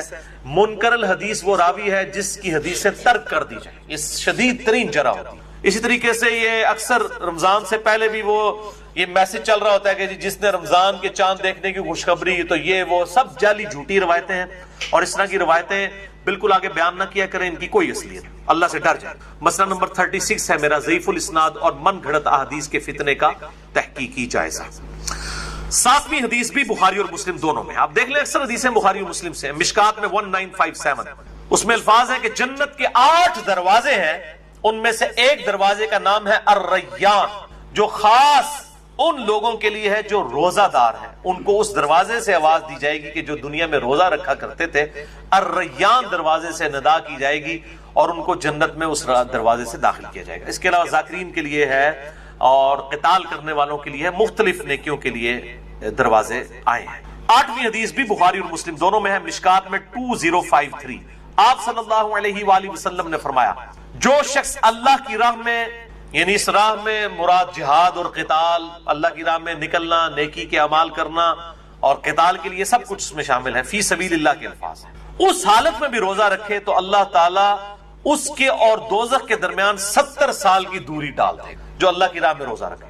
اور اسی کا ایک طریق ہے جامعہ ترمذی میں مشکات میں ہے 2064. پچھلا بخاری اور مسلم کا تھا، مشکات میں 2053 تھا، یہ مشکات میں 2064 ہے کہ جو شخص اللہ کی راہ میں نکل کر روزہ رکھے اللہ تعالیٰ اس کے اور جہنم کے درمیان زمین و آسمان کے فاصلے کے برابر دوری قائم کر دے گا. یہ بات سمجھانے کے لیے نوی حدیث جامعہ ترمذی، سنن الکبریٰ البیہقی اور شرح سنہ امام بغوی کی کتاب میں ہے اور مشکات میں 1992 ہے. آپ صلی اللہ علیہ وسلم نے فرمایا جو شخص کسی روزہ دار کا روزہ افطار کروائے یا کسی مجاہد کی تیاری کروا دے اس کو بھی اس کی مثل ثواب ملے. اور یہ کرنا چاہیے. آپ سامنے بیٹھے ہوں، آپ اپنے حصے کی کھجور کسی اور کو دیں، جیسا مسجد میں ہوتا ہے لوگ اپنے گھر سے کھجوریں لے آتے ہیں، آپ اپنے حصے کی کھجور کسی اور کو دیں، اس کے حصے کی خود لیں تو ڈبل ڈبل روزے کا ثواب کمائیں. چوپڑیاں نہ لے دو تو روزہ کھلوانے والے کے ثواب میں اس کو بھی وہ ثواب ملے گا اور جس نے رکھا ہے اس کے ثواب میں کمی بھی نہیں. 10ویں حدیث جامعہ ترمذی اور سنن ابن ماجہ سے ہے اور مشکات میں 2249 ہے. آپ صلی اللہ علیہ وآلہ وسلم نے فرمایا 3 آدمیوں کی دعا ضرور قبول ہوتی ہے. نمبر 1 روزہ دار جب افطار کے وقت دعا کرتا ہے. نمبر 2 عادل بادشاہ. اور نمبر 3 مظلوم کی دعا. اب وہ دعا کی قبولیت کس فارم میں ہوگی یہ بڑی ڈیٹیلز ہیں. مثلا نمبر 82 میرا ریکارڈڈ ہے، جسے شوق ہو تو وہ دیکھ سکتے ہیں. 11ویں حدیث یہ واحد ہے جو مشکات میں نہیں ہے، سنن ابن ماجہ میں ہے 1753. جو پچھلی تھی وہ سنن ابن ماجہ میں 1752 ہے، جو مشکات میں 2249 ہے. یہ مشکات میں نہیں لیکن سنن ابن ماجہ میں. اس سے اگلی حدیث ہے 1753 کہ آپ صلی اللہ علیہ وآلہ وسلم نے فرمایا افطار کے وقت کی گئی دعا رد نہیں کی جاتی. اس میں الفاظ تھے کہ دعا قبول ہوتی ہے، اس میں الفاظ ہے رد نہیں کی جاتی. اور اس حدیث میں ساتھ ہی الفاظ ہیں کہ عبداللہ ابن عمر ابن عاص رضی اللہ تعالیٰ عنہ کے بارے میں عبداللہ ابن ابی ملیکہ تابعی کہتے ہیں کہ جب بھی وہ روزہ کھولا کرتے تھے یہ حدیث بیان کیا کرتے تھے کہ روزے دار کی افطار کے وقت دعا رد نہیں جاتی اور پھر ساتھ دعا کیا کرتے تھے اللہم انی اسألک برحمتک، اے اللہ میں تجھ سے تیری رحمت کا سوال کرتا ہوں، التی وسعت کل شیء ان تغفر لی، کل شیء ان تغفر لی، وہ رحمت جو کہ ہر چیز کا احاطہ کیے ہوئے ہے کہ اے اللہ تو میری مغفرت فرما دے. تو کوئی بھی دعا کی جا سکتی ہے، رب اجعلنی کی جا سکتی ہے، ربنا آتنا فی الدنیا کی جا سکتی، کوئی بھی دعا آپ اس وقت کر سکتے ہیں. اور ایک مسنون دعا ہے، سحری کی تو کوئی دعا ثابت نہیں ہے، یہ جعلی دعا ہے پبلک کی. کل کے روزے کی نیت کرتا ہوں، اس دن کے روزے کی نہیں، اگلے کل کے روزے کی، وہ تو کسی کتاب میں نہیں لکھی ہوئی ہے، خود سے جعلی دعا بنائی ہوئی ہے. البتہ افطار کی ایک صحیح دعا ہے، سنن ابی داؤد میں مشکات میں 1993 ہے، ذهب الظمأ وابتلت العروق وثبت الاجر انشاءاللہ. ذهب الظمأ وابتلت العروق وثبت الاجر انشاءاللہ، یعنی پیاس چلی گئی، رگیں تر ہو گئی اور اللہ کے حضور ہمارا اجر پکا ہو گیا. یہ اس کا ترجمہ. لیکن یہ روزہ کھولنے کے بعد، پانی پینے کے بعد یہ دعا مانگی جائے گی، پہلے نہیں. پہلے آپ صبح شام کے اذکار کریں. سب سے بہتر ٹائم شام کے اذکار کا مغرب سے جسٹ پہلے ہے، کیونکہ شام کا وقت وہ ہوتا ہے، مغرب کے بعد تو رات شروع ہو جاتی ہے نا. سب سے بہترین وقت وہ. اور جو دعائیں ہیں سنت وہ پڑھیں، قرآنی دعائیں پڑھ سکتے ہیں. البتہ ایک مشہور جو پبلک میں دعا ہے وہ بالکل مردود روایت ہے، مرسل ہے، منقطع روایت ہے، وہ تابعی سے ہے اور تابعی صحیح مسلم کے مقدمے میں آیا ہے کہ تابعی جب نبی صلی اللہ علیہ وسلم سے بیان کرے گا اور صحابی کا ذکر نہیں کرے گا وہ منقطع ہوگی، مرسل ضعیف روایت ہوگی. مشکات میں 1994 ہے، سنن ابی داؤد کے کانٹیکسٹ میں معاذ بن زہرہ تابعی سے ہے، یہ روایت پر ضعیف ہوگی. اللہم صمت وعلی رزقک افطرت، یہ بھی ویسے انہوں نے داخل کیتا ہے، اللہم انی لک صمت وابک آمنت. او کون ہر شاید جعلی چیزیں بھی جعلی چیزیں شامل کی، حالانکہ جو جعلی ہے وہ بھی ہے اتنی، اللہم لک صمت وعلی رزقک افطرت، یہ بھی روایت جعلی ہے. اور اصل دعا وہی ہے، ذهب الظمأ وابتلت العروق وثبت الاجر انشاءاللہ.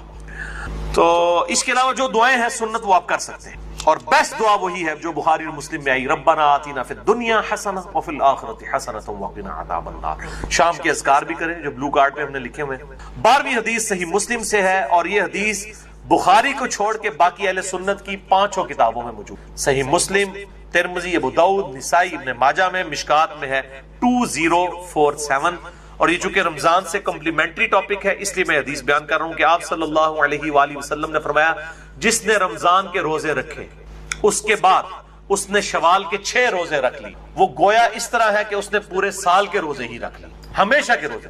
اور اس میں کوئی ضروری نہیں ہے کہ آپ نے ایک روزہ فوراً رکھنا ہے, بعد میں اسکیٹرڈ فارم میں رکھ لیں, یا فوراً ہی 6 روزے رکھنے ہیں. پورے شوال میں جس وقت آپ کا دل کرے, آپ شوال کے مہینہ ختم ہونے سے پہلے وہ روزے رکھ لیں, 6 کی گنتی پوری کریں. بہتر یہ ساتھ ہی رکھ لیں, کیونکہ ایک روٹین بنی ہوتی ہے, عید کے فوراً بعد شروع کریں تو رکھنے بھی آسان ہو جاتے ہیں, گیپ آ جائے پھر مسئلہ بن جاتا ہے, لیکن رکھ سکتے, کوئی اس میں ایشو نہیں ہے. اور پرانے جو فقہ حنفی کے بزرگ تھے وہ تو ان کو بدعت کہا کرتے تھے اور ان روزوں کو نہیں مانتے تھے. آج کے فقہ حنفی کے لوگ بھی ان روزوں کو مانتے ہیں اور انہوں نے یہ اپنے بزرگوں کا مسئلہ چھوڑ دیا ہے. تو ہم کہتے ہیں باقی مسئلوں میں بھی جو آپ کے بزرگ غلط ہیں اس سے بھی آپ بیک فوٹ پہ جائیں. اور میں جب حنفی تھا, بریلوی تھا, اس وقت بھی میں یہ 6 روزے, میں تو الحمدللہ اپنی بالکل ینگ ایج سے 1994 FSC لیول سے ابھی تک میں مسلسل یہ روزے رکھتا چلا آ رہا ہوں. یہ میں کوئی مشہوری کے لیے بتا رہا ہوں کہ اس وقت بھی مطلب یہ چیز اسٹیبلش یہ سب کے ہاں ہے. لیکن بعض جو غالی قسم کے حنفی ہیں, جس طرح مفتی زرولی ہے, اس نے تو باقاعدہ اس کے خلاف کتاب پوری لکھ دی ہے. اس نے کہا میرا بابا صحیح ہے, یہ 6 کتاب 5 کتابیں غلط کہہ رہی ہیں. وہ کہہ رہا ہے میں اس روایت کو نہیں مانتا جو ہمارے بزرگوں کے خلاف ہے. اس نے شوال کے 6 روزوں کے خلاف کتاب لکھی, اندازہ کریں. وہ جو ہر ایک جو عالم دین کے اوپر کامنٹس دیتا ہے, مفتی زرولی کراچی کا. تو میں اس لیے بتا رہا ہوں کہ یہ 5 کتابوں میں ہے, مسلم, ابو داؤد, ترمذی, نسائی, ابن ماجہ میں, مشکات میں 2047 ہے. اب میرے بھائیوں آخری 5 حدیثیں, یہ 12 ہو گئی. اب یہ 17 بھی 2 نسبتیں تھیں, 12 اور 5, یہ 5 حدیثیں رمضان مبارک کی روحانیت سے ریلیٹڈ ہے. 13ویں حدیث صحیح بخاری سے, مشکات میں 1999. آپ صلی اللہ علیہ وسلم نے فرمایا, یہ بڑی سخت الفاظ ہیں اور یہی اصل میں حاصل ہیں یہ 5 حدیثیں. جو شخص روزے کی حالت میں بھی جھوٹ بولنا اور برے اعمال کرنا نہ چھوڑے تو اللہ تعالیٰ کو اس کے بھوکا اور پیاسا رہنے کی کوئی پرواہ نہیں. یعنی وہ سمجھ رہے ہیں میں بھوکا اور پیاسا ہوں, جھوٹ بھی بول رہا ہے, امانت میں خیانت بھی کر رہا ہے, گناہ بھی اسی طریقے سے کر رہا ہے, اور روزہ ٹھنڈا کرنے کے لیے بیہودہ فلمیں بھی دیکھ رہا ہے, اور جناب فجر کی سحری کرنے کے بعد نماز پڑھ کے آ کے جوئے کے اوپر کرکٹ کھیل رہا ہے روزہ ٹھنڈا کرنے واسطے. تو اللہ تعالیٰ کو کیا پرواہ ہے؟ اللہ تعالیٰ کو تو دھوکہ نہیں دیا جا سکتا. 14ویں حدیث سنن دارمی سے ہے, مشکات میں 2014 صحیح سند کے ساتھ. آپ صلی اللہ علیہ وسلم نے فرمایا, کتنے ہی روزہ دار ایسے ہیں کہ جنہیں اپنے روزے سے بھوک اور پیاس کے علاوہ کچھ نہیں ملتا, کوئی اجر نہیں ملتا, بس بھوکا پیاسے ہی رہتے ہیں. اور کتنے ہی قیام اللیل کرنے والے ایسے ہیں کہ جنہیں سوائے جاگنے کے کچھ نہیں ملتا. وہ انتظار ہی کرتے ہیں رکوع جدو امام جانا جا کے شامل ہوتے ہیں, اور باقی اکثر کو تو پتہ ہی نہیں کہ امام کیا پڑھ رہا ہے. وہ تو یہ اس انتظار میں ہوتے ہیں کہ کب یہ جو ہے نا وہ رکوع میں جائے. تو بیچارے ظاہر ہے کہ وہ اپنی نیند ہی قربان کر کے آ رہے ہوتے ہیں. اس سے بہتر ہے کہ گھر اپنے جو وہ نوافل پڑھ کے سو جائیں, بجائے یہ کہ آپ تکلیف میں کھڑے ہوں اور قرآن سن کے آپ کو بار بار یہ خیال آ رہا ہو کہ قدر رکوع کس ٹائم جاندہ ہے اور سمجھ بھی نہ آ رہا ہو. تو بہتر ہے پھر گھر میں بیٹھ رہے. کتنے ہی قیام کرنے والے ایسے ہیں کہ ان کو جاگنے کے سوا کچھ حاصل نہیں ہوتا. بالکل ایسے ہی. 15ویں حدیث بڑی مشہور ہے, جامع ترمذی کی, مشکات میں 927. آپ صلی اللہ علیہ وآلہ وسلم نے فرمایا, اس شخص کی ناک خاک آلود, یعنی وہ تباہ و برباد ہو جائے, یہ عرب کا محاورہ تھا, جس کے سامنے میرا ذکر ہو اور مجھ پر درود نہ پڑھے. اللہم صلی علی محمد وعلی آل محمد. اور ساتھ ہی دوسری بات ارشاد فرمائی, اس شخص کی ناک خاک آلود ہو جائے جس کے پاس رمضان آ کر چلا جائے اور وہ اللہ سے اپنی مغفرت نہ کروا سکے. اتنا بہترین نیکیوں کا موسم آئے اور اپنی مغفرت نہ کروا سکے, برباد ہو جائے ایسا شخص جو رمضان میں اپنی مغفرت نہ کروا سکے. اور تیسری چیز فرمائی, اس شخص کی ناک خاک آلود ہو جو اپنے ماں باپ میں سے دونوں یا کسی ایک کو بڑھاپے کی حالت میں پائے اور پھر ان کی خدمت کر کے جنت نہ کما سکے. اس کو بھی برباد ہی ہو جانا چاہیے جس کے پاس اس کے ماں باپ جنت کی شکل میں دونوں یا دونوں میں سے ایک موجود تھا کہ اس کی خدمت کرے. اور یہ جو الفاظ ہے نا کہ اس کی ناک خاک آلود ہو, برباد ہو جائے, جو ماں باپ کو کی خدمت کر کے جنت نہ کما سکے, یہ الفاظ صحیح مسلم میں بھی موجود ہے. صرف اتنے الفاظ, یہ حدیث مسلم میں بھی ہے اتنے الفاظ کے ساتھ. اچھا, اسی حدیث کا ایک مشہور طریق ہے, وہ مشکات میں تو نہیں ہے, المستدرک للحاکم میں ہے صحیح سند کے ساتھ 7256, جس کی امام حاکم نے بھی تصحیح کی ہے, امام ذہبی نے بھی, شیخ البانی نے بھی, اور شیخ زبیر علی زئی صاحب نے بھی رحمہم اللہ اجمعین. بڑی مشہور حدیث ہے کہ آپ صلی اللہ علیہ وآلہ وسلم ایک دن منبر پر چڑھے, پہلی سیڑھی پر قدم رکھا تو فرمایا آمین, پھر دوسری پر رکھا فرمایا آمین, پھر تیسری پر رکھا تو فرمایا آمین. صحابہ نے پوچھا آج آپ نے ایسا عمل کیا جو اس سے پہلے کبھی نہیں کیا؟ تو آپ صلی اللہ علیہ وآلہ وسلم نے فرمایا کہ جبرائیل علیہ السلام حاضر خدمت ہوئے تھے اور انہوں نے مجھ سے ریکویسٹ کی کہ میں جو دعا کروں اے اللہ کے محبوب صلی اللہ علیہ وآلہ وسلم آپ اس پہ مہر ثبت کریں آمین کہہ کر. تو جبرائیل نے پہلی دعا کی کہ برباد ہو جائے وہ شخص جس کے سامنے میرا ذکر ہو اور وہ مجھ پر درود نہ پڑھے. اللہم صلی علی محمد وعلی آل محمد. تو میں نے کہا آمین. برباد ہو جائے واقعی. دوسری بات، اس میں ترتیب ذرا ڈیفرنٹ ہے. دوسری ترتیب جو ہے اس میں دوسرے والی الفاظ ڈیفرنٹ ہے. اس میں الفاظ ہیں دوسرے. برباد ہو جائے وہ شخص کہ جس کو ماں باپ دونوں یا دونوں میں سے کوئی ایک بڑھاپے کی حالت میں ملے اور وہ ان کی خدمت کر کے جنت نہ کما سکے. تو میں نے کہا آمین. برباد ہو جائے ایسا شخص. اور تیسرا انہوں نے کہا کہ جو رمضان کا مہینہ پائے اور اپنی مغفرت نہ